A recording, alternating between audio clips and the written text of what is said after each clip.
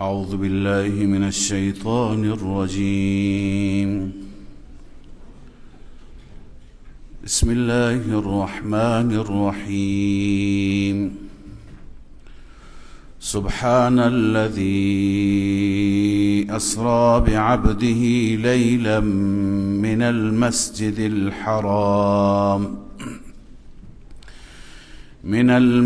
الحرام إلى المسجد الأقصى الذي باركنا حوله لنريه من آياتنا إنه هو السميع البصير. وآتينا موسى الكتاب وجعلناه هدى لبني إسرائيل ألا تتخذوا من دوني وكيلا ذرية من حملنا مع نوح إنه كان عبدا شكورا. صدق الله العظيم. اللهم صل على محمد وعلى آل محمد كما صليت على إبراهيم إنك حميد مجيد. اللهم بارك على محمد. سوره مبارکه بنی اسرائیل هست و نام دیگرش سوره اسراء هست. سوره‌ای که به نام بنی اسرائیل چون که مباحثی درباره بنی اسرائیل فرزندان یعقوب در این سوره می آید نامگذاری شده و اسراء میگویند به خاطر سفر اسراء، سفر معراج و اسراء که اینها هر دوتا در یک شب اتفاق افتادن. مختصری انشاءالله توضیح میدیم در رابطه با این سفر. اما قبل از این سوره نحل که صبح عزیزان در درس صبح سوره نحل را خواندند و به پایان رساندند، در سوره نحل خدای عزوجل بیان فرمود اتی امر الله، شما مشرکان، شما منکران نبوت، منکران توحید، منکران قیامت که برای عذاب خدا عجله دارید، اتی امر الله، اون عذاب سر رسید، عذاب نزدیک آمد. چنانچه خدای عزوجل چند سالی برای اهل مکه قحط آورد و این قحط یه عذابی هست که باز هم فرصت به انسان میده. قحط چنان عذابی نیست مثل عذابهای اقوام گذشته که انسانها را از ریشه بزند، ریشه کن بکنند مثل قوم فرعون، قوم نوح، بلکه فشار میاره. چنان فشار آورد شما خواندید که حتی مشرکین که استخوانهای پوسیده را جمع میکردند، اونها را تو آتش میسوزوندند، بعدا زیر سنگها پودر میکردند و میخوردند از بس که گرسنه بودند. یا جیفه و کلاب را بلا نسبت لاشهای چند وقت مرده را اونها را میخوردند از بس که فشار آمد. لذا این عذابی بود، اما باز هم فرصتی بود، یه گوشمالی بود تا که اونها برگردند به سوی خدای عزوجل.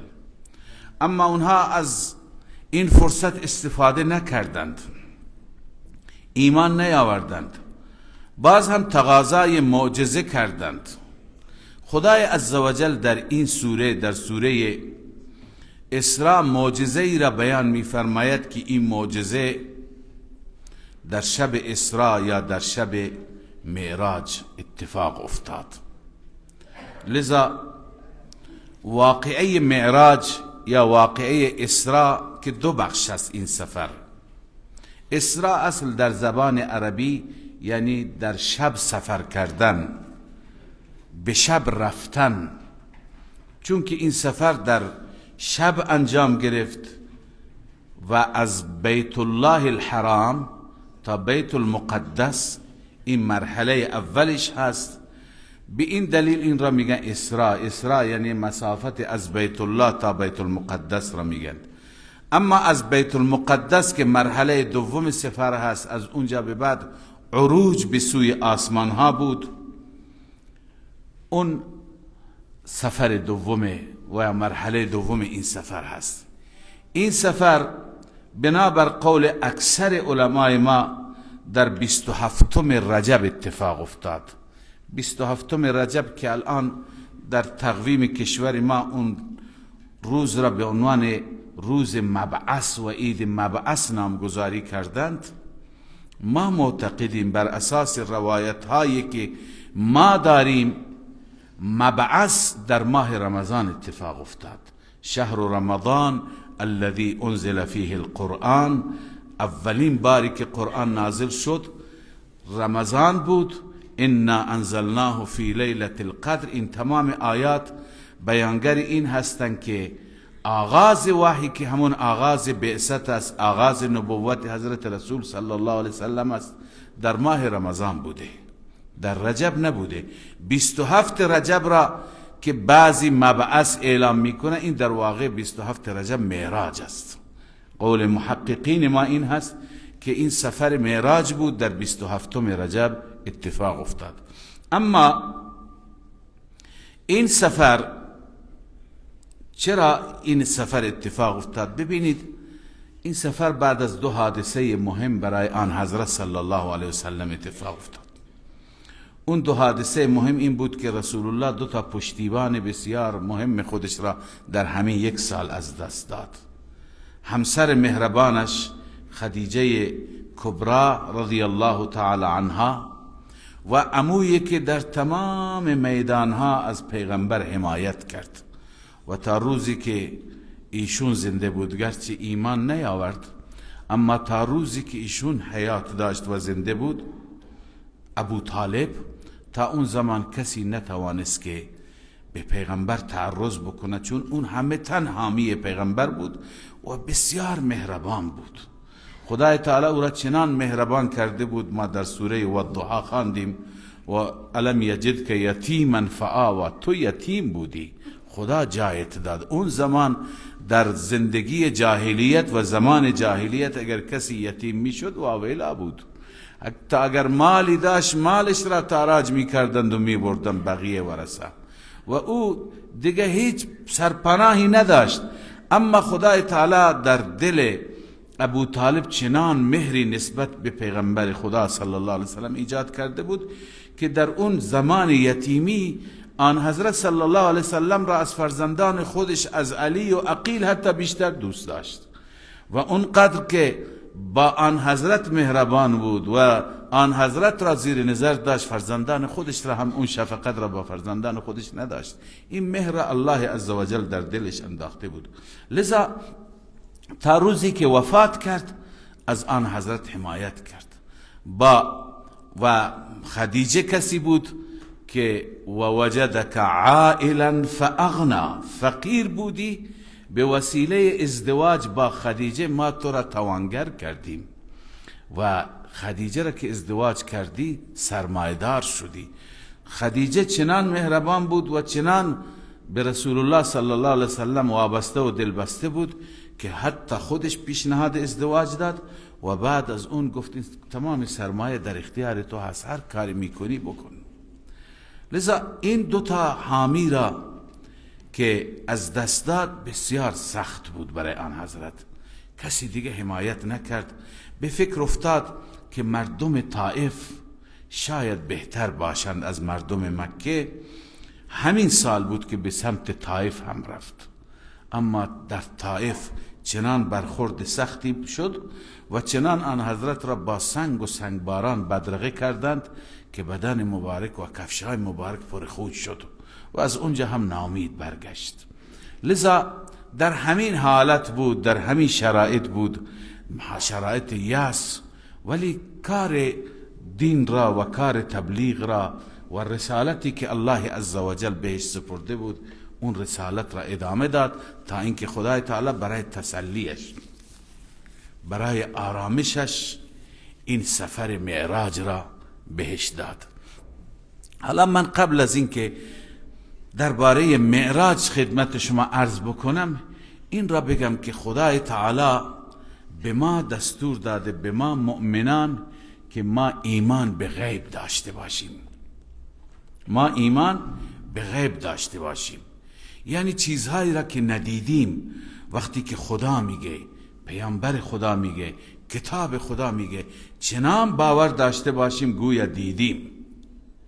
چنان منقول است از سیدنا علی رضی الله تعالی عنه که میگه این چیزهایی که من به اونها ایمان دارم، بعد از این که ببینم در اعتقاد من، در باور من چیز اضافه نمیشه، چون الان چنان باور دارم که گویا دارم میبینم. یعنی ما باید چنان ایمانی داشته باشیم. اما خدای عزوجل بعضی از همین مغیبات را، اون چیزی که در عالم غیب است، به پیغمبرانش نشان داده تا اونها چیکار بکنند؟ تا اونها با یک قاطعیت تمام به تبلیغ مغیبات بپردازند. مثلا خدای عزوجل درباره سیدنا ابراهیم میفرماید و کذالک نوری ابراهیم ملکوت السماوات والارض. بسیاری از عجائب و شگفتی های آسمان و زمین را ما به ابراهیم نشان دادیم و نشان میدهیم. ابراهیم همه معجزاتی که انبیا دیدند از همین شگفتی ها بود. مثلا ابراهیم به وسیله منجنیق در آتش انداخته شد، اونجا خدا تعالی نشان داد که چطور راحت و آرام اون را خدا قرار داد و آتش را چه گلستانی برایش کرد. اینها همه از جمله همین بالاخره شگفتی ها هستند که خداوند به پیغمبرانش نشان داده. خواندید شما در سوره بقره که ابراهیم علیه السلام گفت رب ارینی کیف تحیی الموتى، بار الها به من نشان بده که مرده ها را چطور زنده میکنی. خداوند فرمود مگه باور نداری؟ گفت بله ولکن لیطمئن قلبی، میخوام قلبم مطمئن بشه. لذا خدا فرمود 4 تا پرنده بگیر، فخذ 4 من الطیر، اینا رو تکه تکه کن، اینا رو ذبح کن، تکه تکه کن، هر یکی رو بر یک کوهی قرار بده، بعدا صدا بکن ببین چطور میآیند. این عجایب را الله عزوجل به ابراهیم نشان داد و بعد اینا ظرفیتش را داشتند. اگر ما یکی از این عجایب را ببینیم، شاید دوباره برای همیشه خواب از ما بپرد و تا زنده هستیم سر از سجده بلند نکنیم. ولی خدای تعالی میخواهد که اون ایمانی که ببینیم و ایمان بیاوریم، اون نه. ایمانی که نبینیم و اما سخن خدا را باور داشته باشیم. بنابراین بسیاری از مسائل هستند که خداوند به پیامبرانش این گونه نشان داده. حضرت عزیر میگه که خدا این شهر را ویران کرده، چطور زندهش میکنه، دوباره آبادش میکنه؟ خداوند خودش را موت میده تا 100 سال. فاماته الله 100 عام. همونجا هم در بقره شما خواندید. پس این شگفتی ها هستند، اینها مربوط به عالم غیب هستند. شک در اینها، انکار اینها، بالخصوص اینایی که در قرآن آمدند، کفر صریح است. لذا سفر معراجی که از اینها هست. حالا خیلی ها هستن که وقتی که جریانات معراج گفته میشه، با دیده شک، با دیده تمسخر، با دیده استهزاء به اونها نگاه میکنند، مسخره میکنند، در حالی که قرآن این را بیان کرده. لذا واقعه معراج اتفاق افتاد. خلاصش اینجا در قرآن مجید فقط اشاره شده. خلاصش که در احادیث آمده اینه که رسول اکرم صلی الله علیه و سلم در خانه ام هانی بود اون شب. یکی از صحابیات در خانه ام هانی بود که فرشته آمد و پیغمبر جبرائیل آمد. پیغمبر خدا صلی الله علیه و سلم را برد در حجر اسماعیل، همین حطیمی که امروزه حاجی ها میرند، همون دیوار اضافی که به اصطلاح هست، اون تهش را میگن حجر اسماعیل میگن حطیم. اونجا برد، اونجا شق صدر فرمود، سینه اش را باز کرد، جگرش را به وسیله قلبش را به وسیله آب زمزم شستشو داد. مرکبی که آماده کرده بود برای آن حضرت اسمش براق بود، یه چیزی کوچکتر از اسب و بزرگتر از قاطر. آن حضرت بر او نشست. فرمود درباره سرعتش که وقتی که قدم بر می داشت قدمش، یک قدمش اینجا بود، یک قدمش تا جایی که چشم کار میکرد، یعنی مثل برق. به همین خاطر براق میگن، مثل برق تند بود. در ظرف چند ساعت تمام این سفر طی شد. حالا از مسجد الحرام تا مسجد الاقصی شما فکر بکنید اون چه سرعتی داشت. اینا همه کارهای معجزه هستن، خارق العاده هستن. اونجا آن حضرت صلی الله علیه وسلم وقتی که تشریف برد، تمام انبیا به استقبال انتظار داشتن، منتظر بودن. حالا ارواح انبیا یا در جسدهای مثالی، بالاخره انبیا اونجا بودن. آن حضرت وقتی که تشریف بردن، اولین کاری که کردن برای انبیا جماعت دادند. امام الانبیا به همین خاطر میگن که اونجا تمام انبیا پشت سر آن حضرت صلی الله علیه وسلم اقتدا کردند. بعد از اینکه اون نماز را در حالت چه نمازی بود مشخص نبود، بعضی میگن نماز صبح، بعضی میگن نماز غیر فرضی بود، بالاخره امامت آن حضرت صلی الله علیه وسلم در اون شب بود. بعداً آن حضرت به سمت آسمان ها برده شد. وقتی که به سمت آسمان ها برده شد، در روایت های صحیح که این روایت ها مال بخاری و مسلم هست، جبرائیل امین همراه بود. اما اونجا هم قانونی هست، جبرائیل هم باید در بزنه. جبرائیل در زد اون ورودی که باید می رفتن. کی هستی؟ گفت که جبرائیل هستم. همراهت کیه؟ گفت محمد صلی الله علیه وسلم. گفت آیا فرا خوانده شده، دعوت داده شده یا خودش هم؟ گفت دعوت داده شده، از سوی پروردگار دعوت ده. بعدا در را باز کردن. اونجا وقتی که آن حضرت صلی الله علیه وسلم رفتن، در این روایت میاد که اولین آسمان آدم علیه السلام بودند. آدم علیه السلام خوش آمدگویی کردند، مرحبا بالنبی الصالح والابن الصالح. خوش آمد میگویم به این نبی صالح و فرزند صالح من.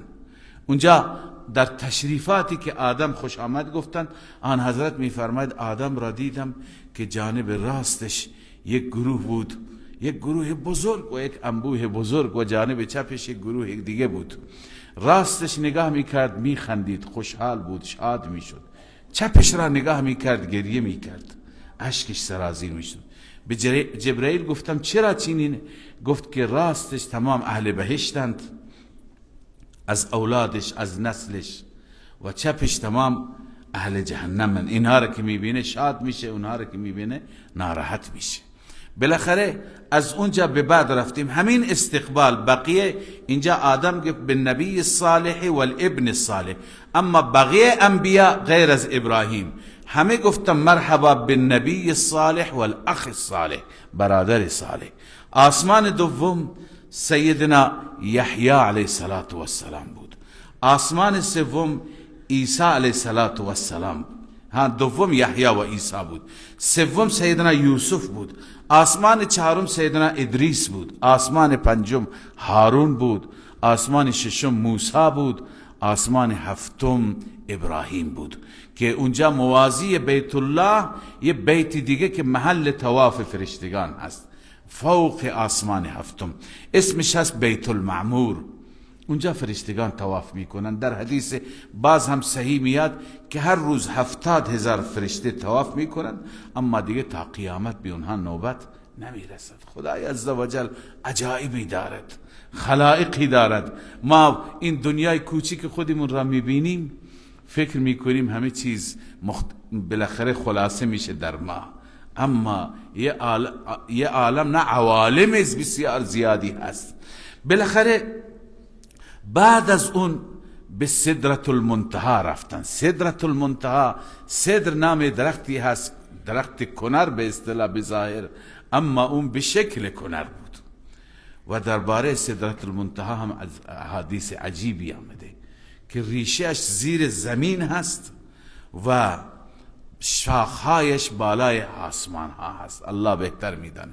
اونجا که مظهر اون صدر بود، اونجایی که اون درخت ظاهر بود، اونجا وقتی که رسیدیم اون منتها بهش میگن، چون فرشتگان بالاتر از اون دیگه نمیتونه. آخری ایستگاه هست، فرشتگانی که از پایین میرن تا اونجا، حتی جبرئیل بعد از اون نتونست بیاد.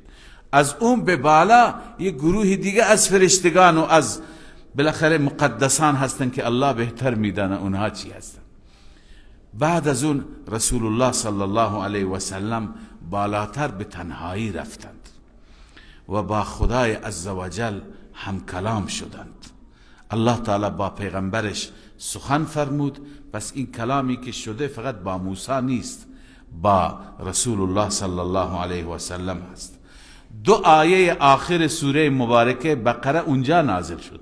آمن الرسول بما انزل الیه من ربه والمؤمنون تا آخر سوره اونجا نازل شد. اونجا خدای عزوجل مشروعیت 50 نماز و دستور 50 نماز دادن که این 50 نماز مال امتت، اینها را بخوانند در روز 50 نماز. رسول الله میگه وقتی برگشتم موسی پرسید و من گفتم 50 نماز، گفت که امتت نمیتوانند، به گمراهی میروند، برو و از خدای تعالی بخواه که کم کند. رفتم خدای تعالی 45 تا کردن. دوباره موسی گفت امتت نمیتونه، دوباره برو. این تردد بالا و پایین ادامه داشت. باز موسی خیرخواهی میکرد تا اینکه 50 تا به 5 تا رسیدن.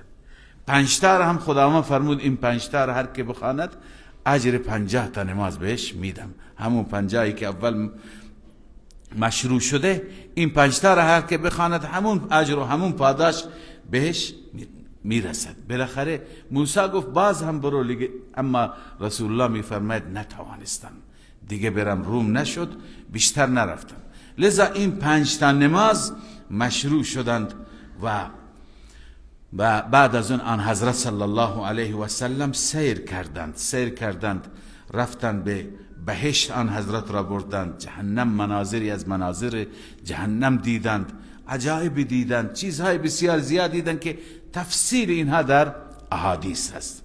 حالا عرض کنم که کسانی که اعتقادی از ما مسلمان ها به نظام غیبی داریم، به غیب داریم که بسیاری چیزها هستند که در عالم غیب هستند ما نمی بینیم، اما به محض این که انسان میخواد از این دنیا بره بمیرد، در آخرین لحظات چشمش باز میشه، حقایق را میبینه. به همین خاطر در آیه خواندیم 2 روز پیش، قرآن اشاره کرد که خیلی از کفار هستند که اون زمان ایمان میآورند، ولی خب ایمان به درد نمیخوره. ایمان بالغیب مطلوب بود، حالا همه چیز را مشاهده میکنه، ایمان میاره. فرشتگان را میبینه که آمدن برای قبض روحش، دیگه ایمان به درد نمیخوره. لذا اما کسانی که ناباور هستند اونها تمسخر میکنند، استهزاء میکنند. به همین خاطر وقتی که رسول الله صلی الله علیه وسلم این معجزه را بیان فرمودند، از این سفر گزارش دادند، همه خندیدند، تمسخر کردند. مشرکان مراد هستند، در مکه مکرمه بودند. و حضرت ابوبکر صدیق رضی الله تعالی عنه در اون لحظه نبود. ابوبکر وقتی که آمد، بعضی از مشرکین پیش دستی کردن قبل از اینکه خدمت رسول الله بیاید. بعضی میگن ابو جهل رفت پیشش، بعضی میگن جمعی رفتند. به ابوبکر گفتن، میخواستن که حالا به ابوبکر تفهیم بکنند که باید برگردد. گفتن به نظر تو یک انسان میتونه در ظرف چند ساعت در یک شب از اینجا بره، از مکه بره به فلسطین، از مسجد الحرام بره به مسجد الاقصی، بعد همون شب بره 7 آسمان سیر بکنه، همون شب برگرده؟ خب یه چیزی بود که با عقل اصلا جور در نمیاد. به همین خاطر خیلی ها امروز با عقل وقتی که میسنجند رد میکنن. ابوبکر گفت که نه، ممکن نیست، امکان نداره یک شب این. گفت که این صاحب شما، این کسی که شما بهش ایمان داری، این رفیق و دوست شما، این ادعا را کرده، هنوز به عنوان پیغمبر قبولش دارید؟ ابوبکر صدیق رضی الله تعالی عنه متوجه شد هدف اینا چیه. گفت اگر ایشون گفته راسته، اگر واقعا ایشون گفته، من قبول میکنم، من باور میکنم، ایشون پیغمبر خداست. به همین خاطر لقبش بعد از اون صدیق شد که هم راستگو و هم تصدیق کننده آن حضرت صلی الله علیه و سلم. لذا آن حضرت صلی الله علیه و سلم بعدن وقتی که بیان کردن، خیلی ها گفتن که اگر راست میگی، خب بعضی از چیزهایی که میپرسیم شما تعریف کن. بعضی میگن بعداً در مدینه یهود پرسیدند درباره که اونجا چه شکلیه، درهایش، درباره ساختمان اونها، یک سری سوالات مربوط به اونجا. آن حضرت میفهمه هیچی بیادم نمانده بود، اما وقتی که اونا سوالات را مطرح کردن، خداوند حجابات را برداشت، همه چیز را میدیدم. هر سوالی که اونها میکردن، خداوند اون منظره را نشان میداد، با توجه به نگاه به اون منظره جواب دادم. تعجب کردند که این که اصلا نرفته اونجا چطور درست دقیق داره جواب میده. لذا این بحث معراج و این خلاصه معراج، این مطلب اول. مطلب دوم این که آیا معراج جسمانی بود، جسمانی با روح، یا فقط معراج روحانی هست؟ بعضی ها در روایت ها هم میآید، نسبت به بعضی از صحابه هم هست که بعضی میگن رسول الله صلی الله علیه وسلم فقط در خواب دیدند، فقط در خواب دیدند، خودشون با این جسم اطهر و مبارک تشریف نبردند. به ام المؤمنین عایشه همین نظر منسوب است، به معاویه رضی الله تعالی عنه هم منسوب است، اینها گفتند، اما جمهور صحابه این را نمیگند. و سخن این دو نفر اگر ثابت بشه رد کردن علما به دلیل اینکه خب عایشه از کسی دیگه پرسید، چون عایشه رضی الله عنها اون زمان اصلا نبود، اصلا یا به دنیا نیامده بود، و اگر بود 1 سال و 2 سال بیشتر نبود، چون زمانی که هجرت کردن عایشه 7 ساله بود. حالا بعضی میگن که معراج در سال 5 بود، بعضی میگن 5 سال قبل از هجرت بود. بالاخره معاویه هم اون زمان ایمان نیاورده بود، معاویه بعد از فتح مکه ایمان آورد. اون صحابه‌ای که این را روایت میکنن جریان معراج را، بر اساس گفته بعضی از علما تعدادشون به 20 نفر میرسه. 20 صحابی هست، یعنی 20 نفر که برسه میشه متواتر، مثل یک آیه قرآن میشه. و علامه سلیمان ندوی در کتاب سیرت النبیش از علامه زرقانی روایت میکنه که تعداد اونها 45 نفر است. اون صحابه‌ای که احادیث معراج را روایت میکنن 45 صحابی هستند. 7 تا از اینها از کبار صحابه هستند، از اون صحابه‌ای که روایت هاشون را بخاری و مسلم آوردند. لذا جمع کثیری سفر معراج را روایت میکنند. بنابراین ما معتقدیم که سفر معراج یک سفر روحی و خواب نبود. اگر خواب باشد معجزه ای حساب نمیشه. دیدن خواب نه تنها از پیغمبر، از یک فرد عادی هم ممکن است. یه مؤمن میتونه خواب ببینه من رفتم به آسمان ها. خیلی از مؤمنان هستند گاهی ما شنیدیم میگه ما بهشت را خواب دیدیم، جهنم را بعضی خواب میبینن، بعضی خدای تعالی را خواب میبینن. خواب اگر در خواب پیغمبر دیده که این معجزه ای نیست، چه نیازی است کسی بیاد تکذیبش بکنه؟ بنابراین ما معتقدیم که معراج جسمانی بوده. دلایلش چیه؟ اول خداوند میفرماید سبحان الذی اسری بعبده، پاک از آن ذاتی که در شب بنده اش را برد. اگر روحانی بود میگفتند اسرا بروح عبده، اسرا بروح عبده. این دلیل اول. دوم، اگر روحانی بود و جسمانی نبود نیازی به این همه اهمیت نبود. سبحانه یعنی خدا از ضعف پاکه که نتونه پیغمبرش را در شب ببره. خدا میتونه ببره. این اهتمام، این اهمیت نشان میده که بالاخره جسمانی بوده. سوم، احادیثی که درباره واقع معراج همه جسمانی بودنش را تایید میکنه. چهارم، وقتی که رسول الله از سفر معراج برگشتن دوباره به خانه ام هانی آورده شد. اولین کسی چون ام هانی آن حضرت را دید که نیستند، تعجب کرد، گفت شاید رفته. بعدا دید که صبح همین جا هست. گفت به آن حضرت باش مطرح کرد. به ام هانی گفت که من شب برده شدم به آسمان ها، به بهشت، به کجا کجا، تمام جریان را تعریف کرد. ام هانی به آن حضرت فرمود که شما به مردم نگوین حرف را، که مردم تکذیبت می کنند، باورت نمی کنند، لذا به کسی این جریان را تعریف نکن. معلوم میشه که بالاخره یه چیزی هست که مردم بعضی ها باورشون نمیشه. و دلیل دیگه همین تصدیق ابوبکر صدیق رضی الله تعالی عنه، ابتدا رد کرد اما وقتی شنید که رسول الله گفته تایید کرد.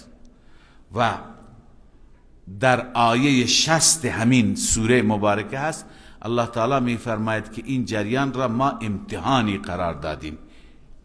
ما جعلنا الرؤیا التي اریناک الا فتنة للناس. این امتحان برای مردم. امتحان در صورتی هست که بالاخره بعضی قبول کنن، بعضی قبول نکنن، بعضی باور کنن، بعضی باور نکنن. اگر خواب بود که امتحان نبود. و همچنین اشاره به استهزاء و انکار کفار هست. اونها چی کردن؟ انکار کردن. بنابراین معراج یک واقعی هست، یک سفری هست، سفر حق هست. الله تعالی پیغمبرش را در اون شب برد. اما خداوند ببین کلمات قرآن قابل تدبرن. سبحان الذی اسرا بعبده، پاک است اون ذاتی که در شب برد بنده خودش را. اسرا بعبده، بنده خودش را برد. لیلا، به وقت شب، از مسجد حرام به مسجد اقصی. اینجا یک نکته توحیدی خدمت شما عرض بکنم. اون اینه که خدای تعالی بندگان مقرب زیادی داره، اما از رسول الله صلی الله علیه و سلم هیچ کسی مقربتر نیست. رسول الله سید اولاد آدم است. میگه انا سید ولد آدم ولا فخر لی. من سید آقای تمام فرزندان آدم هستم، اما بالاخره بر این افتخار نمی کنم. امام الانبیا است. تمام انبیا پشت سرش در همین شب نماز خوانده. اینا ویژگی هایی هست. خاتم النبیین هست که آخرین نبوت به ایشون داده شد. سید اولین و آخرین، شفیع بزرگ در روز قیامت. خیلی ویژگی ها رسول الله داره. اما با وجود این ویژگی ها، یکی از ویژگی هاش همین سفر معراجه. خدا چه اکرامی کرد، چه اعزازی داد. در اون شب بعد از سدرت المنتهی جبرائیل دیگه کم آورد، نتونست همراه بشه. به تعبیر شیخ سعدی اگر یک سر موی برتر پرم، فروغ تجلی بسوزد پرم.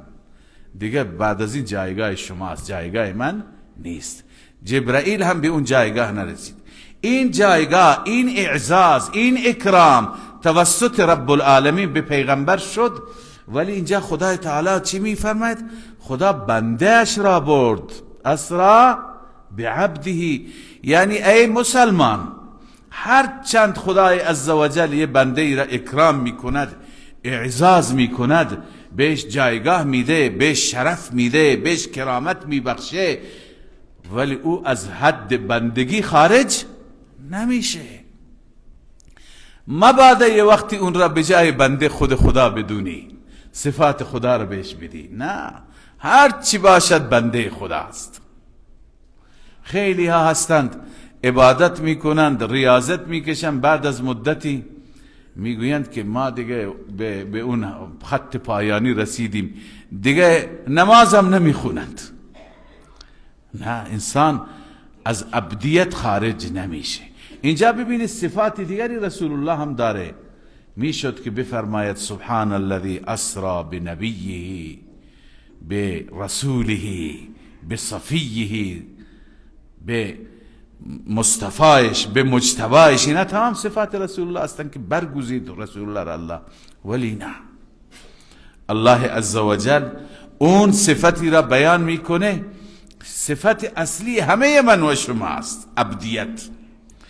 پس ایشون با وجود اون مقام شامخ عبدن، معبود نیست. مبادا بری او را سجده کنی، قبرش را سجده کنی. او خودش عبد خداست، او خودش بنده خداست. معبود فقط یک ذات است. لذا الله می فرماید سبحان الذي اسرا بعبده، پاک است آن ذاتی که به وقت شب برد بندش را، لیلا من المسجد الحرام، در آن شب برد از مسجد حرام، الى المسجد الاقصى، به مسجد اقصا. کدوم مسجد اقصا؟ الذي بارکنا حوله، اون مسجد اقصایی که ما اطرافش برکات گذاشتیم. برکات هم برکات مادی منظور هست، هم برکات معنوی و دینی. ببینیم مسجد الاقصی در بیت المقدس است. بیت المقدس در فلسطین است. فلسطین جزئی از شام هست. شام که امروز الان شام به چند بخش تقسیم شده، چند کشور جز شام اون روز هستند. سوریه شام هست، فلسطین شام هست، اردن شام هست، بخشی از لبنان شام هست. اینا تمام شام هستن. الان میگن شامات، جمع هست یعنی شام ها. اینا همه جز شام هستند. الله عزوجل این منطقه را تکی از بهشت قرار داده. چنان آباد است، چنان سرسبز و شاداب است که به بخشهای زیبای از همین امروزه مردم میگن عروس خاورمیانه، یعنی در تمام این منطقه خاورمیانه اون از نظر زیبایی مثل یک عروس میماند، از نظر سرسبزی. پس یک معنای بارکنا حوله برکات مادی هست. خدای تعالی انواع باغات و انواع محصولات را در این مناطق گذاشته. دوم برکات معنوی، سرزمین شام محبت انبیاست، محل نزول وحی بر انبیاست. خدای عزوجل از عراق ابراهیم را دستور داد هجرت کن برو شام، اینجا آمد. بعد از اون هر چه پیغمبر از نسل ابراهیم آمد همه در همین شام بودن.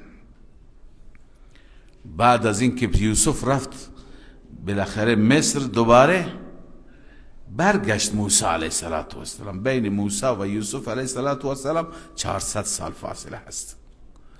این در این فاصله زمانی کجا بودند؟ در عرض به خدمت شما که فلسطین بودند، در مصر بودند. بعدم برگشتن به شام، به فلسطین، و انبیاء بنی اسرائیل تمام اینجا مبعوث شدند. از در میان موسی تا عیسی مفسرین نوشته 4000 پیغمبر بودند. همه اینها در این. پس اینجا محل برکت بوده واقعا، هم از نظر معنوی هم از نظر مادی. الذی بارکنا حوله. لذا به اون مسجد الاقصی، به اون بیت المقدس بنده ام را بردم لنوریه من آیاتنا، تا که به اون نشان بدهیم از آیات خودمان، از شگفتی ها، از ملکوت. همان گونه که به ابراهیم نشان دادیم، به انبیاء دیگه نشان دادیم، رسول الله را در اون شب بردیم که نشان بدهیم. انه هو السمیع البصیر. همانا اون ذاتی هست که هر سخن را شنواست و از هر کسی را بیناست، می بیند. لذا الله عزوجل می فرماید این یکی از دلائل رسالت این بنده برگزیده ماست. پس این بنده ما هر چی میگوید از سوی ما میگوید. این هم دلیلش، دلیل اعجاز. هر چی که درباره اون شب ازش پرسیدن خوب جواب داد. لذا حالا بعد از این دلیل نقلی از موسی علیه السلام، الله میفرم همان گونه که به این بنده هم کتاب دادم، هدایت دادم، معجزه دادم، به موسی هم دادم. و آتینا موسی الکتاب، ما به موسی کتاب دادیم. و جعلناه هدی لبنی اسرائیل، اون کتاب تورات را ما وسیله هدایت برای بنی اسرائیل قرار دادیم. خلاصه اون تورات چی بود؟ ببین خلاصه همه کتاب های انبیا توحید و یکتاپرستی است. حالا احکام دیگه هم هست، میراث هست توش، نفقه زن و فرزند هست، مباحث معاملات هست، حقوق هست، معاشرت هست، اما هدف اصلی الا تتخذوا من دونی وکیلا. ما به موسی این وحی را کردیم، خلاصش اینه که نگیرید به غیر از من الله دیگه کسی را به عنوان کارساز، کسی که حل مشکل شما بکند، کسی که مشکلات شما را حل کند غیر از من وجود ندارد. این خلاصه. اگر همین اعتقاد را ما داشته باشیم، اعتقاد توحیدی که بار بار قرآن به این تاکید میکنه، این باور را داشته باشیم، انشاءالله ناجی هستیم، پیش خدا نجات میابیم. اعمال باید هم انجام بگیرد، اما اعمال را خدا میبخشد اگر کوتاهی بشه، شرک را نمیبخشد. ان الله لا یغفر ان یشرک. پس خلاصه کتاب موسی هم همینه، الا تتخذوا من دونی وکیلا. بعد از این خداوند خطاب میکنه اهل مکه را، اما خطاب پروردگار به اهل مکه جالب هست. میگه ذریت من حملنا مع نوح، یعنی یا ذریت من حملنا مع نوح، ای اولاد کسانی که ما با نوح اونها را حمل کردیم، یعنی ای اهل مکه، ای مخاطبین، شما از اون نسل هستید.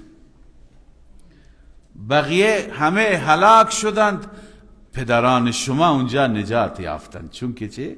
ایمان داشتند. یا ذریت، ای نسل، اینجا گویا امتنان پروردگار هم هست، منت الهیت، ای نسل کسانی که من حملنا مع نوح، ما حمل کردیم با همراه با نوح، اونا را حمل کردیم. نوح علیه السلام پیغمبری بود که ویژگی های زیادی داشت، اما اینجا دو چیز را بنده معتقدم هر وقتی که خداوند در پیغمبری، درباره پیغمبری برجسته صفتی را بیان می کند، به اون صفت ما زوم کنیم و اون صفت را سعی کنیم در زندگیمون احیا کنیم. خداوند درباره نوح چی می فرماید؟ انه کان عبدا شکورا. دو چیز هست، یکی عبدیت، یعنی نماد بندگی و عبدیت. انسان به وسیله عبادت عبدیت را نشون میده، به وسیله عبادت.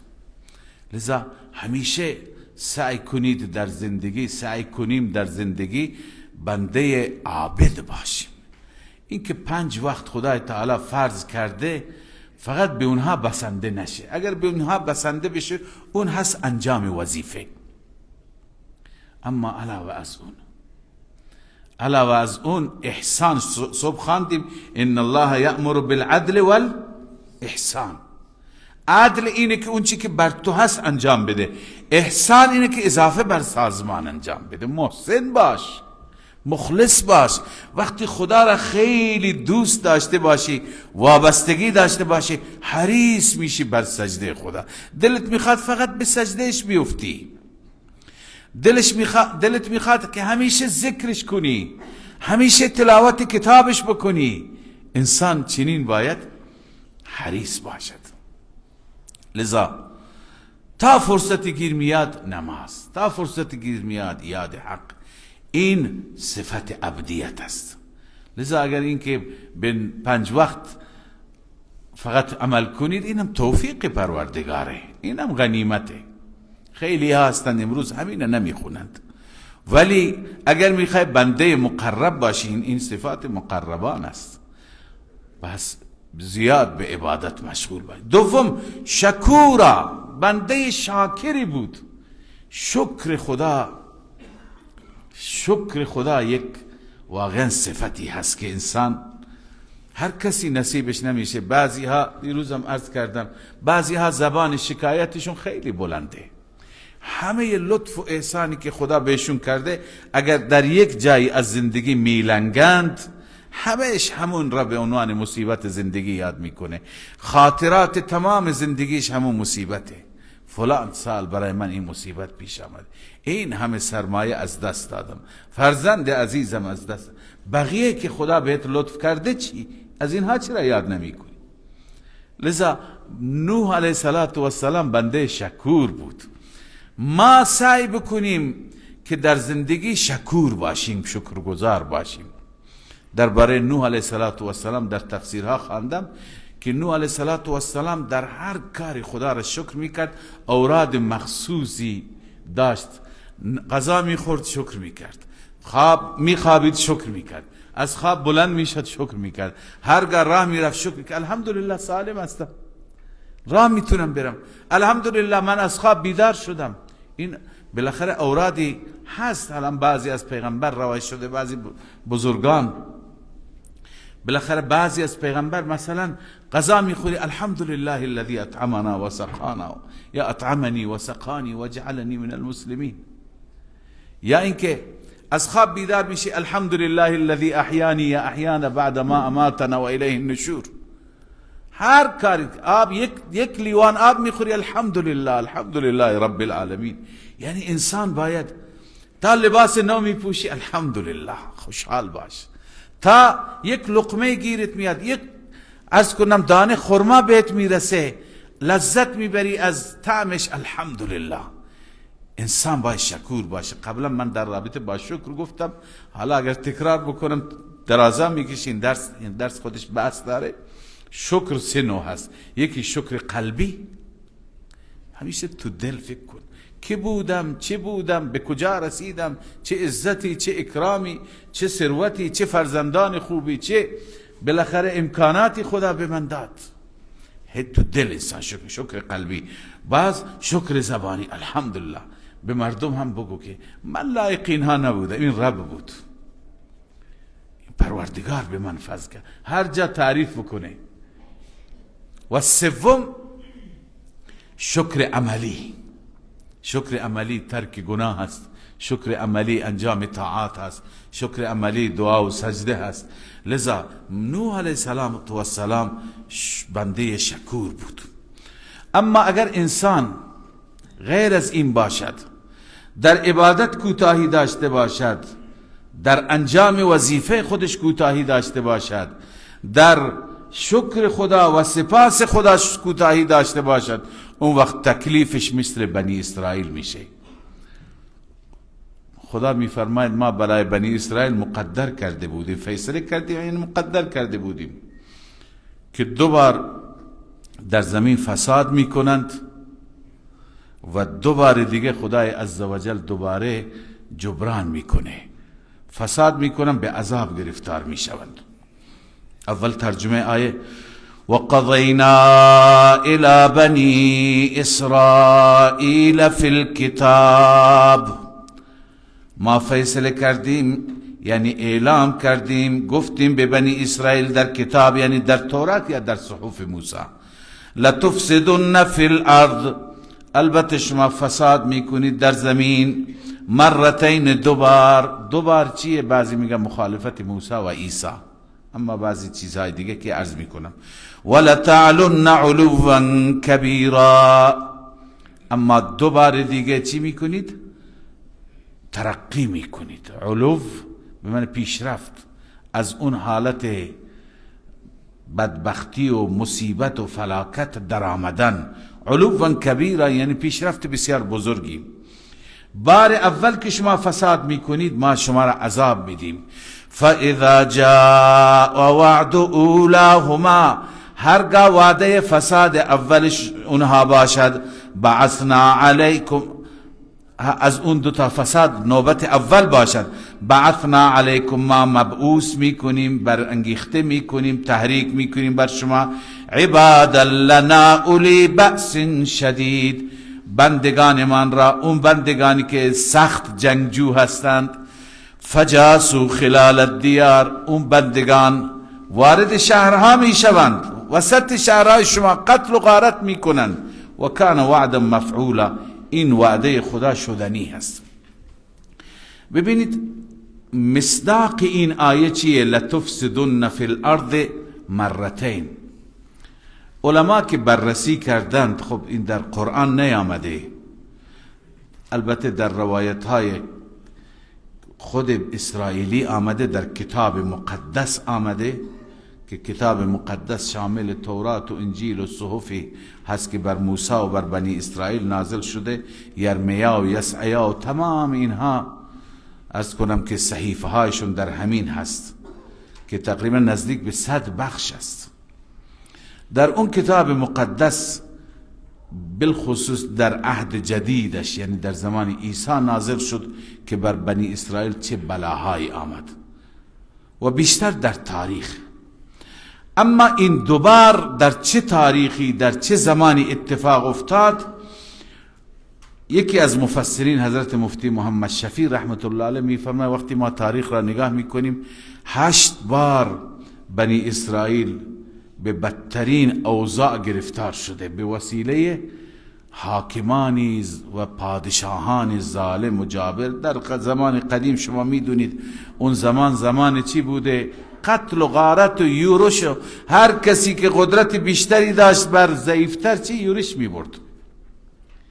پس 8 بار در تاریخ هست که بنی اسرائیل را تارمار کردند، اما از اینها 2 تایش برجسته هست. اون 2 تا معلوم میشه که مصداق این آیه هست.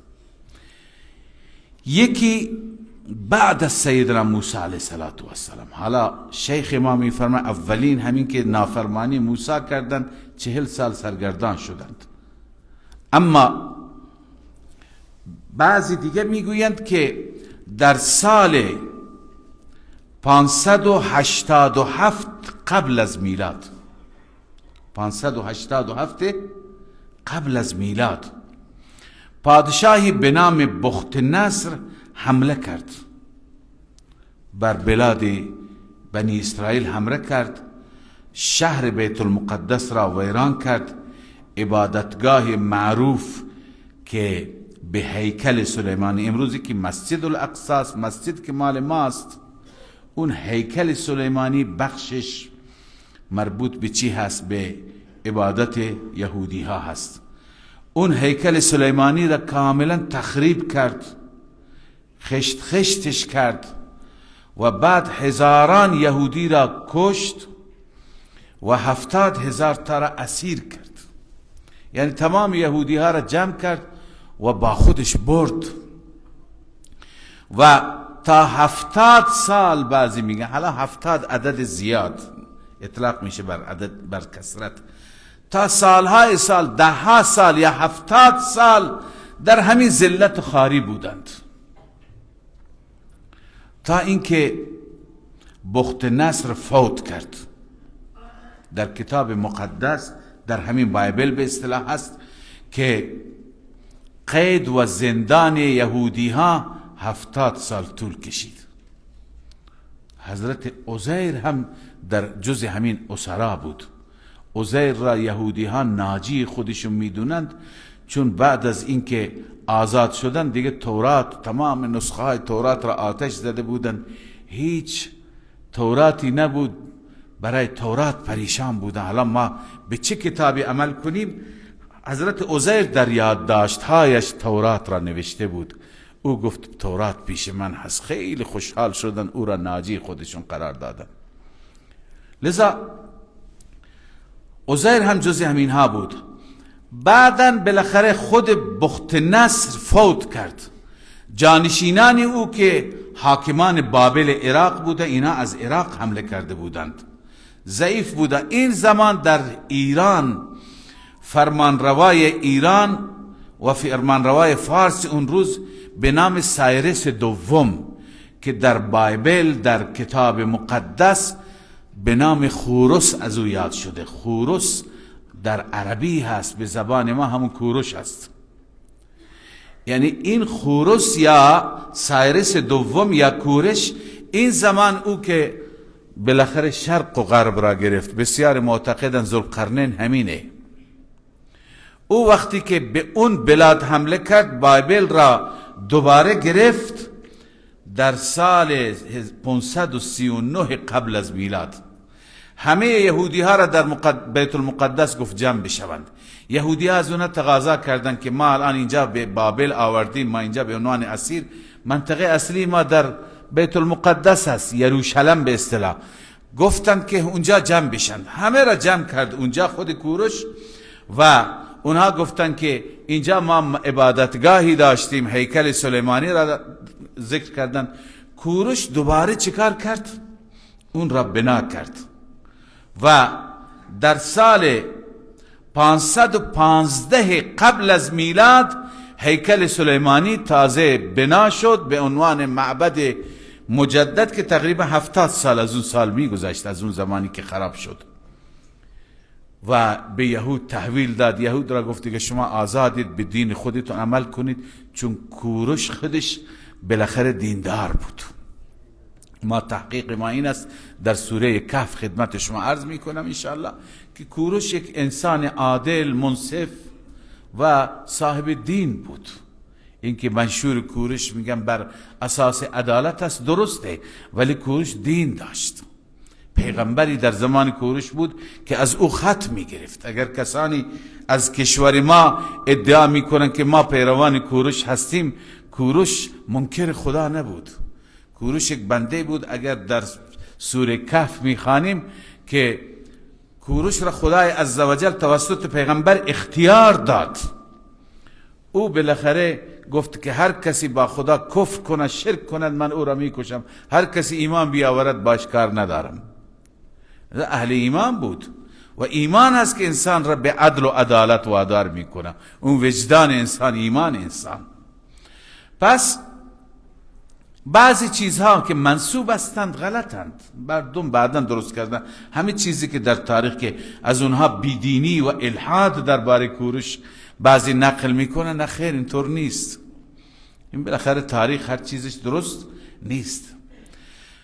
بالاخره این بار اول هست که در آیه 6 این همین سوره بهش اشاره شده. خدا میفرماید ثم رددنا لكم الكرة علیهم، سپس ما برگرداندیم برای شما رددنا لكم الكرة علیهم، یعنی بار دیگر فتح را بر اونها که در اونها را چکار کردی؟ شما شکست دادی. و امدادناکم به اموال و بنین، شما را یاری کردیم با مال و اولاد. و جعلناکم اکثر نفیرا، قبلا زیاد بودی کشته شدید، حالا نفرات شما را، جمعیت شما را خیلی بیشتر کردیم. و بعد به بنی اسرائیل خدا فرمود ان احسنتم احسنتم لانفسکم، اگر خوب عمل کردید خب این خوبی برای خودتون هست، نتیجه را خود شما میبینید. اما و ان اسأتم فلها، اگر بد عمل کردید پس برای همان نفس خودتون هست. یعنی نفس شما بد میبیند، نتیجه بد میبینید، احوال بد مشاهده میکنید. چنانچه بعد از مدتی بنی اسرائیل قوم ناسپاس دوباره ناشاکری کردند. الله می فرماید فاذا جاء وعد الاخره، وقتی که وعده دوم آمد که خدای تعالی دوباره گروهی را مسلط کرد لیسوء وجوهکم، تا که چهرهایشان را بد کنند. یعنی چطور چهرهایشان را شما را بد کنند؟ شما را تار و مار بکنند، بکشند. ولیدخلوا المسجد، تا که داخل مسجد اقصا بشن کما دخلوه اول مره، چنانچه بار اول داخل شد اون بختنس اینام دوباره داخل بشوند. ولیتبروا ما علوا تتبیرا، تا که تباه کنند، هلاک کنند بر هر چیزی که مسلط شدند، هلاک کردنی. این بار دوم است. بار دوم کی هست؟ میگویند بعد از سیدنا عیسی علیه السلام، وقتی که عیسی را نافرمانی کردند، نسبت به عیسی کفر کردند، عیسی را تهمت زدند و به گمان خودشون عیسی را به دار زدند. در بعد از عیسی اختلاف بین حکومت روم که نمایندش در شام بود، در همین فلسطین بود، این فلسطین حاکمشون رومی ها بودند، از همونها مجوز گرفتند و عیسی را گفتند که ما به دار میزنیم. اختلاف بین بنی اسرائیل و حکومت روم افتاد و در سال 67 میلادی، در سال 67 میلادی یعنی حدود 30 سال بعد از رفتن عیسی به آسمان ها، در سال 67 میلادی یکی از پادشاهان روم به نام تایتس با 60,000 سپاهی دوباره بر فلسطین حمله کرد. بر فلسطین حمله کرد، بار دوم هیکل سلیمانی را تخریب کرد، با خاک یکسان کرد، شهر را ویران کرد. میگویم بیش از 1,000,000 یهودی را کشت و بیش از 100,000 نفر را اسیر کرد و غلام و به عنوان برده. این که شما خواندید در سوره بقره چند بار که و ضربت علیهم الذلة والمسکنه، خدا میفرماید چون این قوم ناسپاسی که همیشه ذلت و خواری، تنها اسرائیل امروز را نبینه، اسرائیل امروز هم در رابطه باش حرف هست. اینا در طول تاریخ هر بار خدا دشمنی را مسلط میکرد، اینا را تارمار میکردن، اینا را میکشتن، معبد اینها را خراب میکردن، اینا را به اسارت میبردن، تا اینکه در جنگ جهانی دوم در اون جریان هولوکاست بزرگترین آسیب را، بزرگترین ضربه بر یهودی ها آمد که حالا هر سال اون روز را بالاخره یادش میکنند.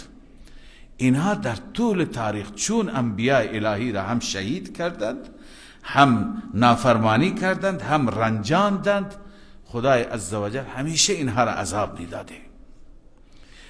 حالا ببینید برای ما مسلمانان درسش چیه؟ وقتی که خدا به قومی نعمتی بده و اون قوم اون نعمت را ناسپاسی بکنه، در طول تاریخ اون قوم عذاب خدا را میچشه. حالا این قوم یک زمان بهترین بودند. و انی فضلتکم علی العالمین، شما در سوره بقره خواندید که بر همه جهانیان من شما را فضیلت دادم. بنی اسرائیل تمام پدرانشون انبیا بودند، 4,000 پیغمبر کم نیست. ما گاهی معلوم نیست که نسب ما، گاهی بعضی میگه نسب من به فلان صحابی میرسه، بعضی میگه نسب من به فلان شخصیت بزرگ میرسه، بعضی میگه نسب من به پیغمبر میرسه. اصلا از خوشحالی چنان ذوق میکنه که نسبش به اونجا میرسه، هم معلوم نیست برسه یا نرسه. اما اونها واقعتا اولاد انبیا بودن. قرآن میگه چه نسب والایی داشتند، پیغمبر زادگان. اما خدا به نسب نگاه نمیکنه، خدا به اصالت نگاه نمیکنه، خدا به جد امجد نگاه نمیکنه، خداوند به عمل و ایمان خود انسان نگاه میکنه. خوب عمل کردی خوب میبینی، بد عمل کردی بد میبینی. ان احسنتم احسنتم لانفسکم، خوب عمل کردید، مخلص بودی، محسن بودی، به نفع خودت هست. و ان اسأتم، بد عمل کردی، فلها، هم به ضرر خودت هست. لذا اینها بد عمل کردن. خب ما هم به خداوند به ما هم نعمت داده، به ما مسلمانان. به ما چی داده؟ به ما پیغمبری داده که چه پیغمبری؟ الان اوصافش را عرض کردم. همه پیغمبران، حالا درست نیست تنقیص بقیه پیغمبران، ولی خلاصه اینه که از همه پیغمبران افضل تر تلک الرسل فضلنا بعضهم علی بعض. امام همه پیغمبران براش ادای احترام گذاشتن، پشت سرش نماز خواندند. چنین پیغمبری خدا به ما داده، چنین کتاب شیرینی که این کتاب واقعا کتاب زندگی است، هر قانون توش هست، هر موعظه‌ای هست، هر نصیحتی هست، حرفش اجر پاداشه.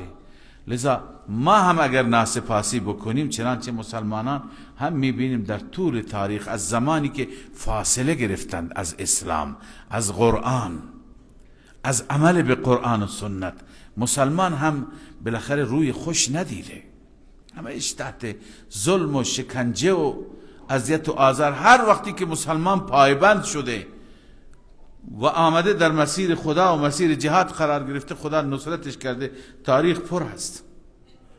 لذا این درسی هست که ما از این دو جریان بر بنی اسرائیل میگیریم. اما الله تعالی میفرماید عسى ربکم ان یرحمکم، ای بنی اسرائیل. این ببین سوره مکی هست، هنوز رسول الله به مدینه نرفته. ای بنی اسرائیل، در آینده نزدیک خدا بر شما رحم میکند، یک فرصت دیگری به شما عنایت میکند. از این فرصت خوب استفاده کنید. اون فرصت چیه؟ وجود مسعود حضرت رسول صلی الله علیه و سلم. اگر به ایشون ایمان آوردید، اگر ایشون را به عنوان پیغمبر قبول کردید، اگر به شریعتش عمل کردید، عزت دنیا و آخرت قدم شما را میبوسد. اما اگر بار دیگر ناسپاسی کردید، همون آشکاسه، همون ذلت، همون خاری، همون دربدری. بالاخره اکثر بنی اسرائیل عمل نکردند. بنی اسرائیل به پیغمبر ایمان نیاوردند، مدتی باش عهد کردند اما عهد را شکستند. همین وعده که اینجا قرآن میگه آیا عملی شد یا نشد؟ این هنوز در مکه هست. این آیه در مدینه بعد از اینکه رسول الله صلی الله علیه وسلم هجرت کردند، در سال دوم یک قبیله از بنی اسرائیل خیانت کرد، رسول الله همه اونها را جلاوطن کرد، بنو قینقاع. در سال چهارم بنو نذیر خیانت کرد، بار دیگر رسول الله محاصرهشون کرد و اجازه نداد حتی اموالشون را با خودشون ببرن. به اندازه یک شتر بار فقط میتونستن ببرن. تمام باغها و کاخها شما در سوره 8 دیگه خواندید. اینها را خدا جلاوطن کرد، خار شدند. سرمایه های چند صد ساله را که اینجا داشته همه را به باد دادند. در سال پنجم در جنگ احزاب سومین قبیله بنو قریظه خیانت کرد، تمام قلعه هایشون را گرفتن، از اونها مردانشون را کشتن، زنانشون را اسیر کردند. در سال هفتم خیبر فتح شد. یعنی وقتی که یهود به پیغمبر خدا ایمان نیاوردند، هر سال یک گروه از یهود چی میشد؟ متلاشی میشد. لذا وعده خدا حق است. هرگاه ما با کتاب خدا فاصله گرفتیم، خدا نکند همین نتیجه هست. حالا ببینید جاهایی که مسلمان ها تو سری میخورند، بالاخره از ما است که بر ما است. مسلمان چقدر با قرآن آشنا هست، چقدر. حالا یک مصاحبه بود، فکر کنم در فلسطین بود، یک سری سوالهای اولیه میپرسیدند، بلد نبودند. درباره بعضی از اصحاب میپرسیدند، حتی به اصحاب میگفتن اینا پیامبران خدا هستند. اینقدر اطلاعات نداره. خودش عرب هم هست، مسلمان هم هست. اینقدر وقتی که فاصله داشته باشه، اون نماز میخونه، اون عبادت میکنه. لذا الله عزوجل میفرماید عسى ربكم ان يرحمكم. امید هست که رب شما بر شما رحم بکند در صورتی که شما به محمد ایمان بیاورید. رحم به صورت اتباع شریعت محمدی. اما و ان عدتم عدنا، اگر شما دوباره برگشتید به همون سرکشی و تمرد و کفر، ما هم بر میگردیم به عذاب دادن شما. معنیش اینه. بنی اسرائیل دوباره کفر کرد، خدا هم دوباره چیکار کرد؟ عذاب داد. این در دنیا است بنی اسرائیل، این تمام میشه. اما عذاب ابدی، وجعلنا جهنم للكافرین حصیرا، ما جهنم را قرار دادیم برای کافران. حصر برای کافران یعنی مخصوص کافران، کافران در اون محصور میشوند. پس این در واقع تکی از تاریخ که عبرت و درس بزرگی هست. بعد از این خب وقتی که انسان این احوال را میشنود، امثال من و شما دوست داریم که سرنوشت ما این نباشد، انجام ما این نباشد، زندگی ما آخر به این صورت پایان نیابد، با قهر خدا، با خشم خدا. چه کار بکنیم که خدا راضی بشه؟ چه راهی را ببریم؟ چه مسیری را ببریم؟ الله تعالی می فرماید بعد از این اون مسیری که شما میخواهید به مستقیم به مقصود برسید، مسیر این قرآن است. ان هذا القرآن یهدی للتی هی اقوم. این قرآن راهنمایی می کند، این قرآن نشان می دهد للتی، اون راهی را که هی اقوم، اون راه از همه راه راستر هست، اون راه از همه مسیرها درست تره. لذا مسیر درست الان در تورات نمی یابی، اون دیگه منسوخ شده، در انجیل در کتاب مقدس نیست، فقط در این قرآن است. و یبشر المؤمنین الذین یعملون الصالحات، این قرآن بشارت میده، مژده میده به مؤمنینی که عمل صالح انجام دادند، ان لهم اجرا کبیرا، این که برای آنها هست اجر کبیر، جنت و آنچه که در بهشت از نعمت هاست همه. اما اگر کسی ایمان نیاورد، و ان الذین لا یؤمنون بالآخرة، همانا آنهایی که ایمان به آخرت ندارند، اعتدنا لهم عذابا الیما، برای اونها ما آماده کردیم عذاب دردناک.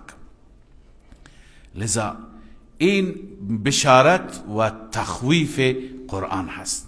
اما متاسفانه وقتی که بحث عذاب میشد، بعضی از مشرکین اینقدر سنگدل بودند و خدا ناباور بودند که میگفتند عذاب بیار. مثل نضر ابن حارس میگفت زودتر بیار عذاب. ابو جهل میگفت، خیلی از مشرکین بودند جری بودند، میگفتن عذاب میخواهیم، دیگه تبلیغ نکن، عذابت را زودتر بیار. الله عزوجل گرچه عذاب را آورد، در بدر همه این کلگنده ها کشته شدند، اما اینجا الله عزوجل میفرماید که انسان چقدر عجول هست. حتی انسان وقتی که باور نمیکنه، برای شر همون عجله را دارد که برای خیر عجله دارد، و شر را گویا میخواهد، از خدا میخواهد. و یدعو الانسان بالشر، طبعا انسان میخواند شر را دعا میکند. بعضی میگن اشاره به همون دعای نضر ابن حارس است که شما خواندید، اللهم ان كان هذا هو الحق من عندك فامطر علينا حجارة من السماء. بار اله اگر این قرآن حق است، از جانب تو هست، ما را سنگ باران کن. فامطر علينا حجارة من السماء، از آسمان بر ما سنگ بریز. او ائتنا بعذاب الیم، یا برای ما عذاب دردناک بیار، ما را نابود کن. اینطور دعا میکردم از بس که باور نداشتن. الله میفرماید و یدعو الانسان بالشر، انسان دعا میکند، شر میخواهد، مصیبت میخواهد، دعاءه بالخیر، ای که دعایی، مثل دعایش که انسان چطور دعا میکند خیر از خدا میخواد. و کان الانسان عجولا، همه انسان شتابگر است، انسان عجول است، خیلی شتاب میکنه، زودتر بیاد، هرچی میاد بیاد. الله عزوجل میفرماید ای انسان آخه به قدرت ما نگاه کن، ما میتوانیم، ما قدرتش را داریم، مایی که این شب و روز را هر شب و هر روز میبریم و میاریم، هر روز کار خدا اینه. حالا روز است، برو بیرون نگاه کن، تمام دنیا روشنه، تا دلت بخواد، تا چشمت کار بکنه، همه جا در معرض دید تو هست. اما شب که میاد یه پرده میفته، تمام این روشنی را تار میکنه. بعد آرام بگیر، جایی نرو، استراحت کن. این نظام را کی درست کرده؟ الله. اون الله که این قدرت را داره، آخه اون الله میتواند. وجعلنا الليل والنهار آیتین، قرار دادیم ما شب را و روز را دو آیه، دو نشانی. فمحونا آیت اللیل، نشانی شب را ما چی کردیم؟ محو کردیم، یعنی تارش کردیم. وجعلنا آیت النهار مبصرا، و قرار دادیم این نشانی روز را سبب دید شما که میبینید. چرا؟ معلوم میشه که روز برای چی هست؟ برای کسب و کار هست، شب برای استراحت هست. لتبتغوا فضلا من ربکم، تا که فضل پروردگار را بطلبید، رزق و روزی. ولتعلموا عدد السنین والحساب، و بعض این شب و روز فقط برای این نیست، برای خواب و کار نیست، تا که عدد سالها و حساب خودتون را بدونیم، ماه، روز، هفته، سال، همه از همین درست میشه. و کل شیء فصلناه تفصیلا، در این قرآن، جامعیت قرآن، همه چیز را روشن و واضح بیان کردیم. همه چیز را روشن و همه چیز، ایمانیات، عقاید، چون این بحث قرآن بود، راه درست را از قرآن بگیرید. همه چیز ایمانیات هست، اعمال هست، معاملات هست، عبادات هست، عقاید هست، اخلاق هست، حقوق هست، قوانین و ضوابط هست، همه هست. و کل شیء فصلناه تفصیلا. و بعد خدا می فرماید هر انسانی اعمال نامهش به گردن خودش. و کل انسان الزمناه طائره فی عنقه، هر انسانی ما لازم قرار دادیم پرنده او را به گردنش. منظور از پرنده چی است؟ اعمال است. اعمال هر کسی به گردن خودش هست. هیچ کسی گناه دیگری را نمیتونه به دوش بگیره. این عقیده ما مسلمانان هست. عقیده مسیحیان این نیست. اونها را بیچاره ها را فریب دادند. مسیحیان میگویند که شما به محض اینکه به عیسی مسیح ایمان بیارید همه گناهان شما بخشیده میشه، چون عیسی به دار رفت، کفاره گناهان معتقدان و دوستداران عیسی است. هر چی گناه بعد از اون میکنی همونی که کفارش را عیسی کشیده. العیاذ بالله. معنیش اینه که وقتی که شما عیسی را به عنوان پیغمبر و به عنوان فرزند خدا بدونید، دیگه گناه شما به گردن عیسی میشه. اون وقت عیسی همونه که جورش را کشید و رفت. معنیش همینه. این اعتقاد مسیحیت امروز هم هست. و متاسفانه بسیاری از مسلمانان خرافاتی هم شبیه این عقاید را دارن. رسول الله صلی الله علیه وسلم فرمود خرافات اونها، رسوم اونها وجب به وجب در میان شما هم احیا میشه. بسیاری از مسلمان ها هستند، مسلمان نماها هستند، میگه اگر فلان نسبت را داشتی، فلان جا بیعت کردی، فلان جا دست دادی، یا اگر پیرو فلان شخص بودی، هر چی گناه میکنی بکن، همین نسبت برایت کافیه. این هم در شیعه هست هم در سنی هست. این اعتقاد اسلامی نیست که بگویند اگر با فلان سلسله از سلسله های از کنم تصوف ارتباط داشتی، حالا اون بحث تزکیه و اصلاح جای خود. اگر اهل خرافات میگن اگر ارتباط داشتی هر چی میکنی بکن، چون تو قادری هستی دیگه امکان نداره به عذاب گرفتار بشی. شیخ عبدالقادر مگه میذاره؟ به این صورت مردم را فریب میدن. میگه فقط همین بیعت کفایت میکنه. یا میگه وقتی که شما برای حسین اشک بریزی و دوستدار و محبش باشی، همین نسبت کافیه. همین که سال یک بار اشک میریزی، هر چی میکنی بخشیده میشی. هیچ کسی، نه عیسی، نه سیدنا حسین، نه شیخ عبدالقادر جیلانی، نه پیر، نه فقیر، هیچ کسی گناه دیگری را به دوش نمیگیره. هر کسی گناهش به گردن خودش. این آیه همینو میگه. لذا این عقاید، این باورها، اینا خرافاتی هستن که آدمای تنبل درست کردن که عمل نکنند و به گردن دیگران بندازند گناهان خودشون را. الله می فرماید و کل انسان الزمناه، هر انسانی ما لازم کردیم اعمالش را به گردن خودش، هر عملی می کند به عهده خودش. و نخرج له یوم القیامت کتابا یلقاه، یک کتابی پرونده که او را باز شده میبیند، منشور کشوده شده میبیند. اونجا وقتی که میبیند همه اعمال من اینجا نوشته اقرأ کتابک لا تزر وازرة وزر اخرى، هیچ کسی بار گناه دیگری را به دوش نمیگیرد. اگر کسی فریب من داد گفت ای به گردن من، به گردن اون نمیشه، به گردن خود ماست. اعمال ما به گردن خود ماست. لذا الله می فرماید من اهتدى فانما یهتدی لنفسه. این نتیجه همون کل انسان الزمناه طائره فی عنقه. من اهتدى فانما یهتدی لنفسه. هر کسی که بر هدایت بشه، در مسیر هدایت گام برداره، فانما یهتدی لنفسه، جز این نیست که این هدایت برای خودش هست، به نفع خودش هست. و من ضل، هر انسانی که گمراه بشه، فانما یضل علیها، جز این نیست که این گمراه میشه و این گمراهی به ضرر خودش هست.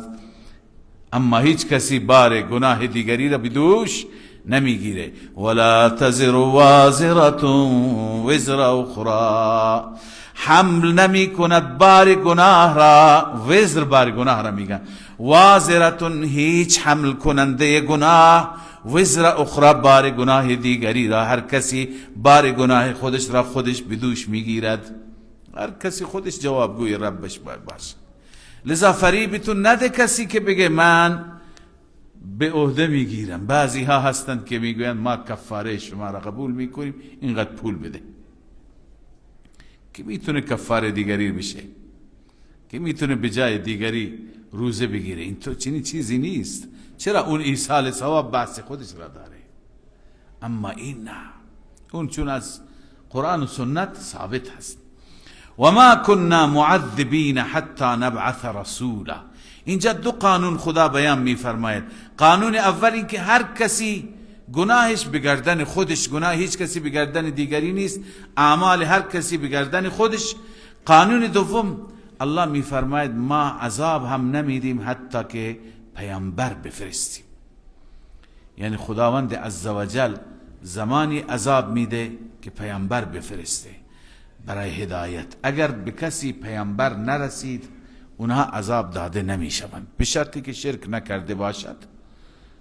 باز هم اگر خدا را نشناسد. ببین کسانی که در زمان فترت چی زمانی را میگویند؟ اون زمانی که پیغمبر نبوده، هیچ پیغمبری نبوده.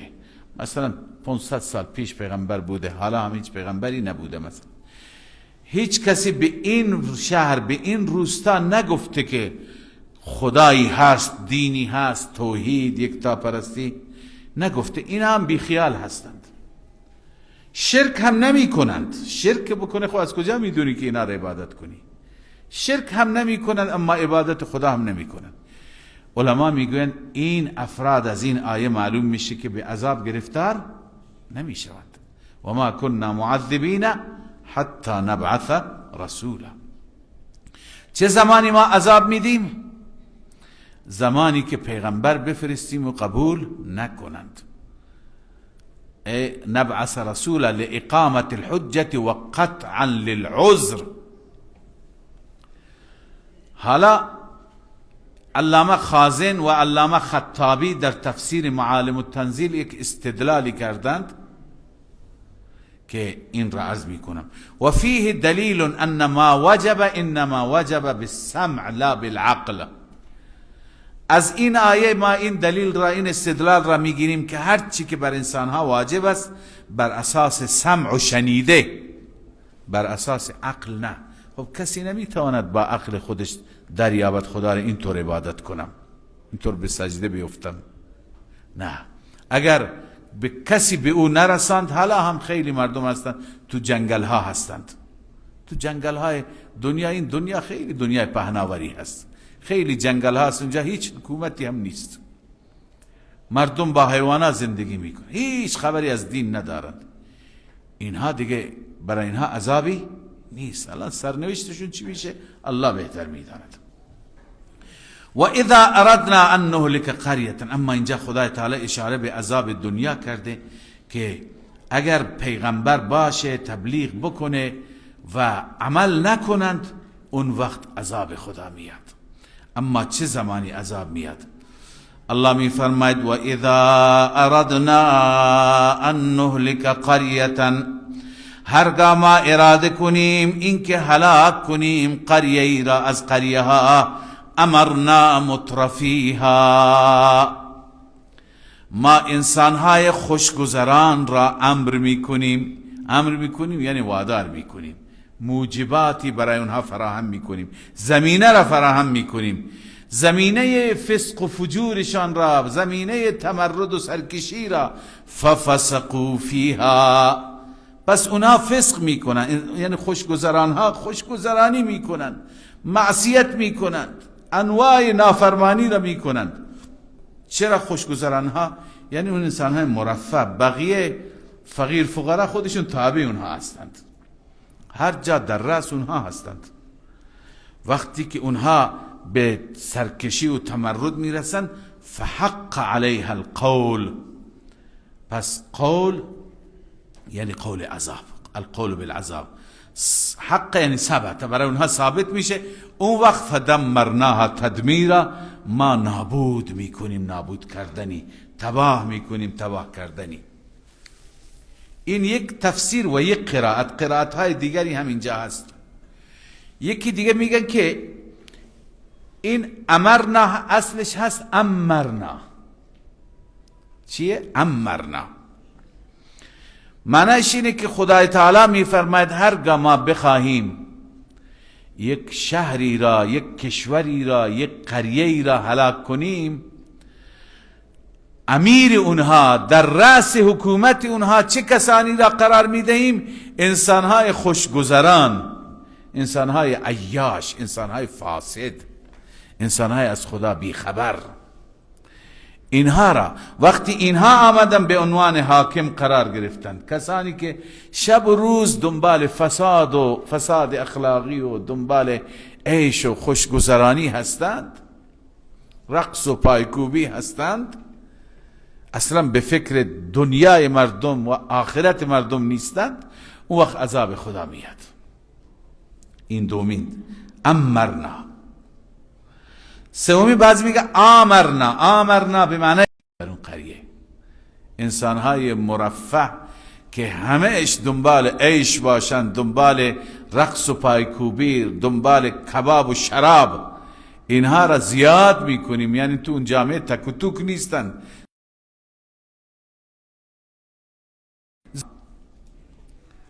اینجا خدای تعالی ضابطه عذاب و ثواب را ذکر میکند. اصل دنیا دارالعذاب نیست. من قبلا این نکته را در پرتو آیات زیاد ذکر کردم. اصل دنیا دارالعذاب نیست، دنیا دار امتحان است. اما در این دنیا انسان به دو نوع هست. بعضی هم میخواند که فقط در همین دنیا خوش بگذرانند، در همین دنیا داشته باشند، برای آخرت هیچ چی نمیخواند، چون اعتقادش را ندارند. خدا میفرماد این قشر ما در همین دنیا بهشون میدیم. به همین دلیل امروز شما میبینید کفار بیشتر در رفاه هستند نسبت به مسلمانان، چون در اون دنیا سهمی برایشون نیست، در این دنیا خداوند بهشون میده. و ببینید فقرای کفار از فقرای مسلمانان خیلی کمترند. مشکلات کفار از مشکلات مسلمانان خیلی کمتر است. پس من کان یرید العاجله، هر کسی که نقد میخواد، عاجله یعنی نقد به صورت تعجیل در همین دنیا، عجلنا له فیها ما نشاء، ما به صورت نقد و تعجیل برایش میدهیم اون چی که ما بخواهیم، لمن نرید، برای کسی که ما اراده بکنیم. باز اونجا هم خداوند حکمت ها و مصلحت ها را در نظر میگیرد. اما این چون فقط در دنیا میخواد، در آخرت اعتقاد و باوری ندارد، الله میفرماید ثم جعلنا له جهنم، بعدا قرار میدیم برای او جهنم را، مقدر او جهنم است، یصلاها مذموما مدحورا. این انسان در جهنم یعنی نکوهش شده و بالاجبار هول داده شده داخل میشه. مذموم یعنی ملامت شده، نکوهش شده، و مدحور یعنی او را هول میدن و دفعش میکنن به سمت جهنم. اما هر کسی که آخرت بخواهد، اون چی مثل مؤمنین، و من اراد الاخره، هر کسی اراده آخرت بکنه، سه چیز برای این ارز کنن نعمت آخرت لازم است. اولی همین که اراده بکنی که الحمدلله همه اراده داریم که خدا در آخرت به ما بده. و من اراد الاخره، هر کسی اراده آخرت بکند یعنی از خدا بخواد. رسول الله صلی الله علیه وسلم تعلیم دادند بالخصوص در ماه رمضان این دعا را بکنید: اللهم این ذاتک و النار، بار الها من رضایت تو را میخوام و بهشت تو را میخوام و از غضب تو، از خشم تو پناه میخواهم و از آتش تو هم پناه میخواهم. لذا خواستن، به قول معروف خواستن توانستن است. بخواهید از خدا، خدای عزوجل میده، عنایت میکنه، توفیقش را هم میده. لذا الله میفهمه و من اراد الاخره، پس شرط اول چیه؟ خواستن. دوم و سعی لها سعیها، برای اون هم تلاش باید بکنه. سعی لها سعیها، برای آن سعی بکند، همون سعیش را، سعی آخرت را هم برایش بکند. تنها دعا کافی نیست، سعی هم لازم است. ببینید ما در امور دنیا هیچ وقت دعا نمی کنیم خدایا به من رزق حلال بده و همینجا تو خونه بشینیم. نه، ما حرکت میکنیم، میریم بازار، میریم تجارت، میریم سفر، میریم کار، بیل، تیشه. هیچ که تو خانه نمیشینه نمیگه آن که دندان دهد نان دهد. نه، اونجا انسان سعیش را میکنه. پس برای آخرت هم دعا فقط نکن، دعا هم بکن، سعی هم بکن، یعنی عمل بکن. اما یک نکته ای که اینجا در این آیه هست قابل توجه همه شما هست: و سعی لها سعیها، سعی بکند برای آن آخرت، سعی همان سعی که لایق آخرت است. هر سعی به درد نمیخوره. ببین خیلی از سعیها هستن، تلاش ها هستن، انسان ها به گمان خودشون برای آخرت میکنند ولی بدعتند، از خود درست میکنند، از خود میبافند، از خود ایجاد میکنند. این را میگن بدعت. رسول الله فرمود که کل بدعت ضلاله، هر بدعتی چیه؟ گمراهیه. مردم در زمان قدیم خیلی رسومات درست کردند، چه رسومات عجیب و غریبی. اینها نه، سعی که مال آخرت باشد. تفسیر ابو سعود چی میگه؟ السعی اللائق بها، سعی که لایق آخرت باشه، نه اینکه از خود اختراع بکنی. اون سعی را پیغمبر خدا صلی الله علیه و سلم در سنت خودش نشان داد، در قول و عمل خودش نشان داد. میخوایی اون را برو به سنت مراجعه کن، از سنت بگیر، از حدیث بگیر. و هو الاتیان بما امروا والانتهاء عما نهى، آنچه که خدا امر شدن به اون را انجام بدن، هر چی که خدا باز داشته باز بیاد. لا تقرب بما یخترعون آباءهم، تقرب به اون چیزهایی که آبا و اجداد ما اختراع کردن با اونا حاصل نمیشه. خیلی رسومات مال آبا و اجداد هستن. در همین چند وقت پیش در زمان در بلاد ما بودن، در میان مردم ما بودن، هنوز متاسفانه بعضی حواشی هستند. مثلا بعد از مردن مرده ها، برای مرده ها چه رسوماتی می گرفتند. قدیما حیله اسقاط بود، یه پولی را برای اسقاط نمازهایش می چرخوندند، می دادند. بعدن سوم می گرفتند، هفتم می گرفتند، جمعه شب جمعه می گرفتند، چلم می گرفتند. بالاخره چیزهایی از خود درست کرده بودند. اینها نیست، صدقه هست، ایصال ثواب هست، ولی زمان نداره، مکان نداره. خدا فقط در شب جمعه قبول نمیکنه، تمام شبها شبهای خدا هست. حتی حالا بعضی وقتا شما میگیم ما شب جمعه بیشتر فرصت داریم چون روز جمعه تعطیلیم، شب جمعه تعطیل عبادت میکنیم، به این نیت اشکال نداره. اما اگر کسی بگه که شب جمعه عبادت قبول میشه، شبهای دیگه قبول نمیشه، به این خاطر اختصاص بده، این درست نیست.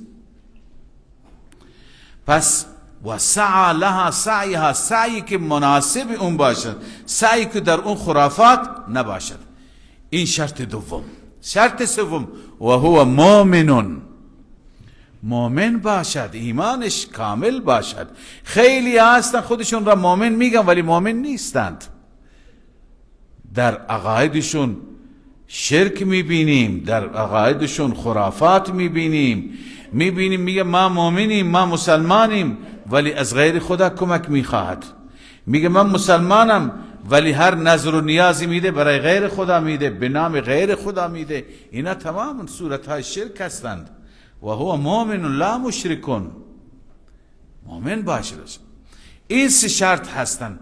بخواه، عمل کن، ایمان هم ایمان درست باشه. فاولئک کان سعیهم مشکورا.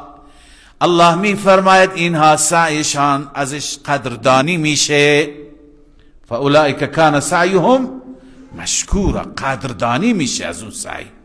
یعنی خدای عزوجل این سعی را قبول می فرماید. اما بحث اینه که دیگه به اینها در دنیا نمیده، نه، در دنیا به هر دو قشر میده. این نیست که به مؤمنان نمیده. کلا نمد هؤلاء و هؤلاء من عطاء ربک، هر یک را ما کمک میکنیم. هؤلاء اینها را، اینها یعنی طالبان دنیا، و هؤلاء اونها را هم یعنی طالبان آخرت. به هر یکی میدیم من عطاء ربک، از عطای دنیوی پروردگار. در دنیا رزق و روزی هم به مؤمن میده، به غیر مؤمن میده. و ما کان عطاء ربک محظورا، اما عطای پروردگار ممنوع نیست، اون از هیچ کسی باز داشته نمیشه. اما ما تفاوت میگذاریم، بعضی را زیاد میدیم، بعضی را کم. این حکمتش را ما میدانیم. انظر کیف فضلنا بعضهم على بعض، ببین ای محمد صلی الله علیه وسلم چگونه فضیلت دادیم بعضی را بر بعضی. بعضی میگویند که منظور از فضیلت بعضی در آخرت است. بعضی ها اعظم و اشرف هستند، بعضی ها جایگاه خیلی بلند دارند، بعضی کمتر، بعضی تو جهنم. اما بعضی دیگه میگن نه، این در دنیاست، چون بحث آخرت بعد از اون میاد. فضلنا بعضهم علی بعض، مثلا یکی رزق دارد دیگری ندارد، یکی پست دارد دیگری اصلا شغل ندارد، یکی ایمان دارد دیگری ایمان ندارد. اینجا در دنیا بعضی بر بعضی برتری دارن، فضیلت دارن، اما اون چیزی که مهم هست آخرته. وللآخرت اکبر درجات و اکبر تفضیلا، اما آخرت درجاتش بسیار بزرگتر است از دنیا و همچنین فضلش هم بسیار. یعنی یک انسانی که در دنیا دارد، انسان دیگه در آخرت خدا بهش داده، اون فضلش به مراتب بیشتره.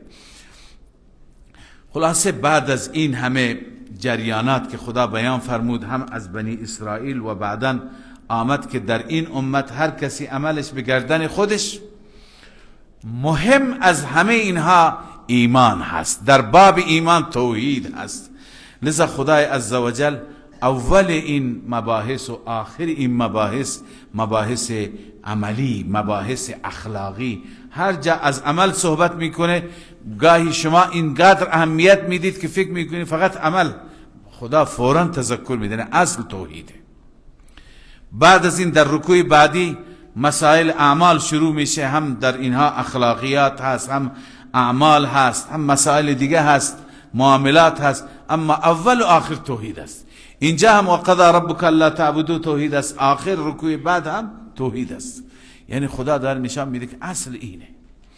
لذا الله می فرماید لا تجعل مع الله الها آخر، قرار نده با خدا معبود دیگری را، چونکه فتقعد مذموما مخذولا، اون وقت می نشینی مذموما، مذمت شده یا ممقوت، مورد خشم خدا، مخذولا یعنی رسوا میشی. رها میشی و رسوا میشه. لا ناصر لک، کسی ناصر تو نیست. لذا ببین که با خدا کسی را شریک نساز. این اصل الاصول است، این را باید در زندگی بهش توجه کرد. بعد از این الله عزوجل برای دفع عذاب امور ثلاثه را بیان می‌کند. اون امور ثلاثه را خدا در جاهای زیادی بیان میکند. امور ثلاثه اینه که شرک نکنید، ظلم نکنید، احسان کنید. شرک نکنید، ظلم نکنید، احسان کنید. اینها را خدا هر جا ذکر میفرماید. حالا در اینجا هم بحث شرک نکردن، هم ظلم نکردن، هم احسان است. اما خدای عزوجل که بعضی از این احکام را امروز میتونیم بخوانیم، وقت نیست همه را بخوانیم، بعضی برای فردا میماند. اینجا یک نکته من خدمت شما عرض بکنم که الله عزوجل اول از حق خودش شروع میکند، اما در بحث حقوق خودش فقط توحید را میاره. بعد از اون به حق الناس میپردازه. در حق الناس اول حق پدر و مادر را میاره، چون خیلی مهم است.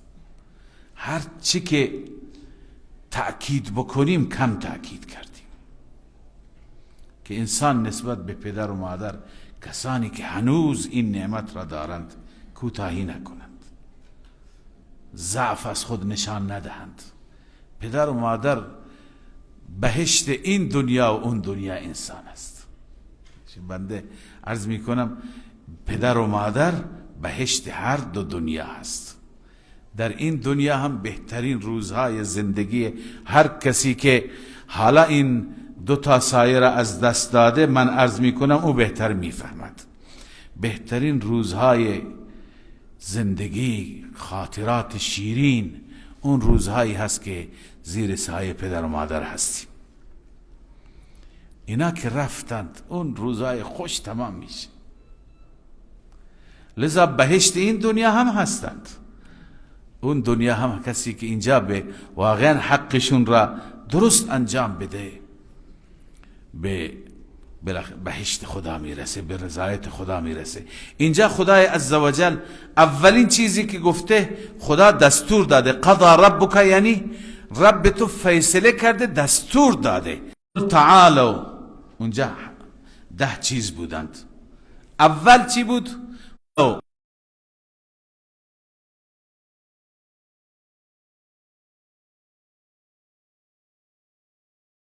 چه فوراً حق پدر و مادر. علما میگویند که دلائل زیادی دارد، اما یکی از عمده ترین دلایلش اینه که سبب حقیقی وجود ما پروردگار است. ما چرا به وجود آمدیم؟ چون خدا خواست. سبب حقیقی کیه؟ پروردگار. اما سبب مجازی پدر و مادر هستند. پدر و مادر بودند که ما به دنیا آمدیم، اگر نبودند از ما هم خبری نبود. همان گونه که بالاخره سبب اصلی خدا است، اما سبب مجازی والدین. به این خاطر و رسول الله صلی الله علیه وسلم را پرسیدند که یا رسول الله بزرگترین گناه چیه؟ فرمود که شرک به خدا. گفتم بعد از اون چیه؟ گفت نافرمانی پدر و مادر. سبحان الله. در رأس حقوق الله توحید است، در رأس حقوق العباد چیه؟ حق والدین است. لذا اینا خوب از قرآن بگیرید و بهش اهمیت بدهید. چنان اهمیت دارد که گاهی پدر و مادر اجازه نمیدهند انسان به جهاد بره. رسول الله میفرماید که ففیه ما فجاهد، بشین جهاد تو در خدمت اونهاست. جهاد دستور خدا است، ولی بشین جهاد تو در خدمت اونهاست. خیلی مهم هستند. متاسفیم خیلی از جوانها، نوجوانها مفت پدر و مادر را میرنجانند. پدر و مادر هر وقتی که میبینی که دغدغه فرزندش را داره، میگه در فرزند به حرف ما گوش نمیکنه. خیلی ها هستند نامه مینویسن این شبها، سفارش میکنن برای فرزندان ما دعا کنی. میگیم درس بخونی، درس نمیخونن. میگیم که نماز بخونی، نماز نمیخونن. میگیم نروی با مردم دنبال دود و این مسائل نرید، حرف ما را گوش نمیکنن. اینها پدر و مادر این 2 روز هست، این 2 روز میخوای پدر و مادر را برنجانی، از خود اونها را ناراضی بکنی؟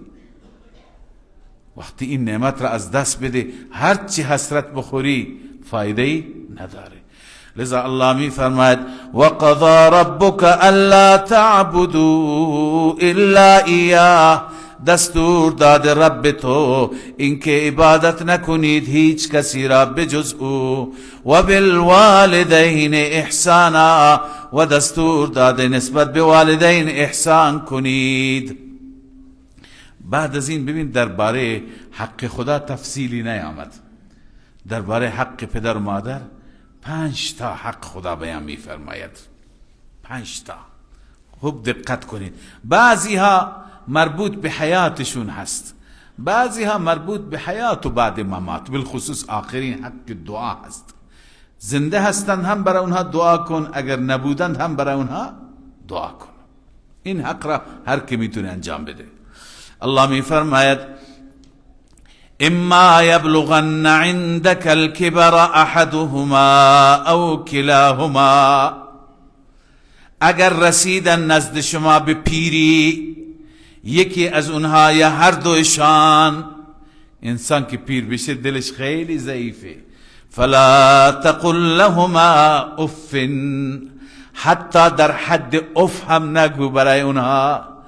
اف که بالاخره ناراحتی خودت را با کلمه اف نشان میدی، در این حد هم نشان نگو. سفیان میگه رحمه الله، میگه اگر از این کلمه سبکتر بود خدا اون را می آورد. یعنی این سبکترین کلمه هست، چه برسد که او را بدتر از این بگی. توپ و تشر، منت، سرزنش، دشنام. بودند و هستند کسانی که پدر و مادرشون را میزنند، علیاذ بالله. لذا وقتی این ممنوع است بقیه به طریق اولا. این اولی هست. دومی ولا تنهرهما، اونها را سرزنش نکن. خیلی هستند جوانها که خیلی مغرورند، پدر یه جای حرفی میزنه میگه تو ابروی من بردی بابا، پدر دلش میشکنه. به مادر میگه ابروی من بردی. دختر به مادر میگه، پسر به مادر میگه. تمام دنیا میدونه اینها در عهد گذشته زندگی میکردن، ساده بودند و با سادگی زندگی کردند. الان از این فنفوت شما و از این فتنه هایی که جدیداً مردم یاد گرفته اونها نمیدونند، اونها با همون سادگی و دلپاکی خودشون هستند. لذا سرزنش نکن، عتاب نکن. چرا این حرف را جلوی فلانی گفتی؟ چرا این کار را کردی؟ آبروی تو با این میره. تو هر چی داری از همین پدر و مادر داری. ولا تنهرهما، اونها را سرزنش نکنید. سوم وقل لهما قولا کریما، به آنها سخن کریمانه بگید. کریما یعنی حسنا جمیلا لینا، سخن نرم. اونا وقتی صدات میکنه فلانی، بگو جان، چنان جواب بده که این جوابت پر از مهر باشد، پر از محبت باشد، پر از تواضع و فروتنی، احترام. به پدر و مادر انسان وقتی که همش میگه قربانت برم، این خیلی کلمه بالاخره ارزشمنده. چقدر دل اونها را خوش می‌کنه. گرچه اونها تحمل ندارن فرزند به اونها اینطور بگن، اونها را خدا مهری که به اونها داده 100 برابر مهر فرزند است، ولی فرزند باید این کار را بکند. قل لهما قولا کریما. بنده همیشه به جوانها میگم، شمایی که هنوز این نعمت را دارید، چه طلبه ها چه بقیه جوانها، تا میتونید دل پدر و مادرتون را خوش بکنید. هر جا اگر میرید اونقدر که مادر چشم به راه هست و برای شما پریشان هست و شب و روز دعا میکنه، کسی دیگه نیست. از اون طرف که میایی مستقیم پیش خانم میره، بعضی جوانها هستن مستقیم پیش خانمشون میرند. مادر بیچاره فقط میگه خبرش به من برسه که به سلامتی رسید. حق اینه که مستقیم پیش مادر برو. اگر کادو میاری برای همسرت میاری خوبه، با همسرم محبت کن، اما مادر را فراموش نکن. مادر را هم دلش را هم خوش بکن. بنده میگم که حداقل چیزی دیگه نمیتونی، از اون طرف میایی یک جوراب برای مادر بیار که ارزش مادی نداره اما ارزش معنوی داره. میگه این فرزند بیادم بوده. یک عطر برایش بیار، یه چیزی که اون دوست داره، یک بسته شکلات برایش بیار. ولی بعضی هستن اصلا فکر نمی کنند. هیچ کاری، هیچ نیکی بعد از واجبات و فرایض، هیچ نیکی بالاتر از این نیست که شما خنده را بر لبهای پدر و مادرتون بیارید، اونها را خوش بکنید، شاد بکنید. لذا بعضی هستن که همهش اونها را میرنجانند. اینا به چه فکری هستند؟ زمانی اینها متوجه میشن که دیر شده، زمانی که کار از کار گذشته. بعد از وفات اونها حسرت خوردن چه فایده داره؟ لذا الله میفرماید و قل لهما قولا کریما. این سومی حق است. به اونها سخن زیبا بگو، سخن نرم بگو، سخنی که در اون محبت باشد، احترام باشد. و چهارم واخفض لهما جناح الذل من الرحمه. در مقابل اونها تواضع کن.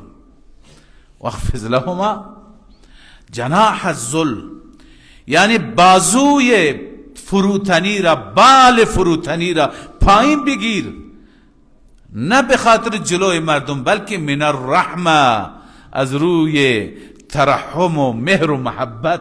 چنان مهر و محبت با اونها داشته باش که جلوی اونها حتی صدایت را بالا نبر. بعضی هستن خیلی گستاخن، جلوی پدر تند حرف میزنه، بلند حرف میزنه، وارد خانه میشه قبل از پدر وارد خانه میشه. به مادر چی میگه؟ در حالی که انسان باید اینقدر احترام و ادب داشته باشه که اونها از وجود این فرزند لذت ببرند. اونها نگویند کاش این فرزند را نمی آوردیم. خیلی پدر و مادر هستند میگن کاش این فرزند ما به دنیا نمی آمد. اینطور نباشه، بلکه واخفض لهما جناح الذل. بعضی فرزندان هست حتی اگر فرزند تو عالم برجسته بودی، تو تحصیل کرده برجسته، دارای تحصیلات دکترا بودی، فیلسوفی بودی، بزرگترین سرمایدار هستی، هر که هستی، اما جلوی پدر مادر خیلی کوچک بدن خودت را. قبل از اونها نه غذا را شروع بکن، نه وارد خانه بشو، نه جلو بشین که پدر پشت بشیند. هر چی بالاخره هر چیزی جایگاهی دارد. لذا الله می فرماید واخفض لهما جناح الذل من الرحمه. پایین بگیر برای اونها بازوی تواضع را از روی رحمت، از روی مهر و محبت. و آخرین این چهار حقی هستند که انسان در حیات میتونه انجام بده. خوشا به حال اونهایی که دارند این نعمتها را و میتوانند انجام بدن. اما پنجمی همه ما میتونیم. و قل رب ارحمهما کما ربیانی صغیرا. همیشه وقتی که دعا میکنی از من رب اینگونه بخوا، این کلمات را بخوا. خود این کلمات مهم هستند. رب ارحمهما، ای رب بر آن دو رحم کن، بر آن دو رحم کن. کما ربیانی صغیرا، همان گونه که آنها مرا در طفولیت تربیت کردند. رحم داشتن دیگه که مرا تربیت کردن. من خواب بودم و اونا بی خواب، من اگر تب بودم اونا بی خواب، اگر گرسنه بودم اونا بی خواب بودند، من اگر به سفر بودم اونها چشم انتظار من بودند. چه ترحمی خدا به اونها داده و چه بالاخره احساسی، عاطفه الله به اونها داده. لذا حالا بگو خدای همان گونه که اونها را رحم دادی، ترحم داشتند که مرا با چه ناز و نعمتی تربیت کردند و رشد دادند. رب ارحمهما، خدای بر آن دو رحم کن. لذا الله عز و جل می فرماید همه این کارها را انجام بده، اما خداوند از خلوص شما بهتر میداند چه اندازه ظاهری است و چه اندازه خالصانه. ربکم اعلم بما فی نفوسکم، الله بهتر میداند آنچه که در درون شما هست. اگر واقعا در درون تا حالا اشتباه کردی، الان جبران بکنی، توبه بکنی، خدا میپذیرد. ان تکونوا صالحین، اگر شما در دل صالح باشید، از ته دل راه صلاح را، راه اصلاح را، راه جبران را پیش بگیرید، فانه کان للاوابین غفورا، همانا اون ذات نسبت به رجوع کنندگان، توبه کنندگان بخشاینده است. اگر تا به حال اشتباهی کردی، الان برگرد، الان جبران بکن، خدا می بخشد. صدق الله مولانا العظیم. الحمد لله رب العالمين، والعاقبة للمتقين، والصلاة والسلام على أشرف الأنبياء وخاتم النبيين وعلى آله وأصحابه أجمعين. يا رب لك الحمد، يا رب لك الحمد كما ينبغي لجلال وجهك وعظيم سلطانك. اللهم لا نحصي ثناء عليك أنت كما أثنيت على نفسك.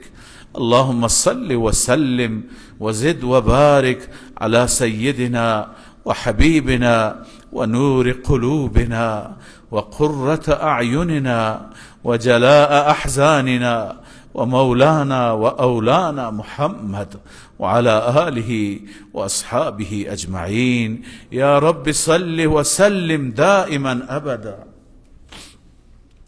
يا رب صل وسلم دائما أبدا على حبيبك، على نبيك خير الخلق كلهم. ربنا ظلمنا أنفسنا وإن لم تغفر لنا وترحمنا لنكونن من الخاسرين. رب اجعلني مقيم الصلاة ومن ذريتي، ربنا وتقبل دعاء. ربنا اغفر لي ولوالدي، ربنا اغفر لنا ولوالدينا وللمؤمنين يوم يقوم الحساب. رب ارحمهما كما ربياني صغيرا. بین آیه که خواندید همه حداقل یک بار عمل کنید. رب ارحمهما كما ربياني صغيرا، رب ارحمهما كما ربياني صغيرا. ربنا وآتنا ما وعدتنا على رسلك ولا تخزنا يوم القيامة، ولا تخزنا يوم القيامة، ولا تخزنا يوم القيامة إنك لا تخلف الميعاد.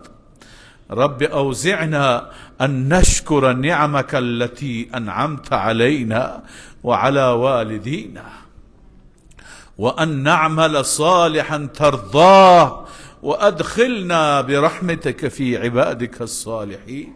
پروردگارا این همه نعمتی که به ما دادی، ما از بیان شکر و از زبان شکر عاجزیم، نمیدانیم با چه کلماتی تشکر بکنیم. بالخصوص این نعمت قرآن که چگونه زیبا راهنمایی می کند در تمام شؤون زندگی، انسان را زیبا راهنمایی می کند که اگر انسان به این عمل کند، بلیت موفقیت دنیا و عقبی را تحویل می گیرد، بلیت بهشت را از همین دنیا تحویل می گیرد. پروردگارا رب به ما توفیق بده به آیه این کلام زیبا عامل باشیم. پروردگارا توفیق عمل عنایت بفرما، توفیق درک و فهم درست کلام الله و توفیق عمل به کلام الله عنایت بفرما. پروردگارا اله العالمین به این حقوقی که دستور دادی که اولین حق توحید هست، ایمان به یگانگی تو هست. پروردگار ما را پایبند بگردان، ما را از یکتا پرستان واقعی بگردان، ما را از موحدان واقعی بگردان، از اون موحدانی که بغیر از مولا از هیچ که نمی ترسند، از هیچ کسی نمی ترسند و خوفی ندارند. و اله العالمین بعد از توحید ما را در رابطه با حق پدر و مادر معاف بفرما. اونهایی که این نعمت را دارند توفیقشون بده که قدردان نعمت باشند، و ماهایی که این نعمت ها را از دست دادیم پروردگارا ما را ببخش و از طرف ما بهترین رحمت ها را بر اونها بباران. اله العالمین ارواحشان را شاد بگردان. پروردگارا اله العالمین پدران و مادران ما را اگر اشتباه کردن در زندگیشون به عذاب گرفتار نفرما، مؤاخذهشون نفرما، بر اونها رحم کن. پروردگارا بر اونها رحم بفرما و درجاتشان را در جنات فردوس بلند بفرما. اله العالمین یا رب ما را هم از بندگان موفق بگردان، از اون بندگانی که شاکر نعمتهای تو باشند، مطیع و تابع تو باشند، و فرزندان ما را صالح بگردان، فرزندان ما را نیک و دیندار بگردان، شایستگی نصیب بفرما، رزق حلال بده، به فرزندان ما دین و دنیای صالح عنایت بفرما. اگر کسانی از فرزندان ما گرفتارند، ناصالحند، پروردگار گرفتاریشون را حل بفرما. همه نوع گرفتاری و همه نوع مریضی ها، چه مریضی های جسمانی چه مریضی های روحی، بینمازی، خدا فراموشی، پروردگار همه را اصلاح بفرما، همه را هدایت بده، بر همه رحم بفرما. پروردگار ما از تو میخواهیم، تو فرموده بخواهید من اجابت میکنم. مولا به میدان اجابت بیا و این دعاهای شکسته ما را اجابت کن. بر ما و بر تمام مردم ما، بر ما و بر اولاد و پدران ما، بر ما و بر عزیزان ما، خویشاوندان ما، اساتید ما، جوانان ما، بر همه ما رحم بفرما و دنیا و آخرت را آباد بگردان. پروردگار مشکلات ما را حل بفرما، پروردگار تنگناها را دور بفرما، بنبست ها را بشکن. اله العالمین مشکلات فردی و شخصی را حل بفرما، وسیله آزادی تمامی زندانیان فراهم بفرما، بالخصوص زندانی هایی که به خاطر مسائل اجتماعی، مسائل و حقوق مردم، به خاطر اینکه فریاد حق طلبی برآوردند و به زندان ها افتادند، مولا بر اونها رحم بفرما و آزادی نصیب بفرما. پروردگار این بنبست ها را پایان بده. اله العالمین فرج بیار، گشادگی بیار، بر این ملت رحم بفرما، ملت را به اون آزادی هایی که مشروع هستن برسان. اله العالمین پروردگارا از ما راضی باش، از ما خوشنود باش و توفیق بده زندگی را با رضای تو سپری بکنیم، با رضایت تو این دنیا را به پایان برسانیم و با رضایت تو وارد بهشت تو بشیم. اله العالمین یا رب خاتمه ما را با ایمان بگردان، آخرت ما را آباد بفرما. ربنا تقبل منا إنك أنت السميع العليم وتب علينا إنك أنت التواب الرحيم. آمين آمين برحمتك يا رحمن.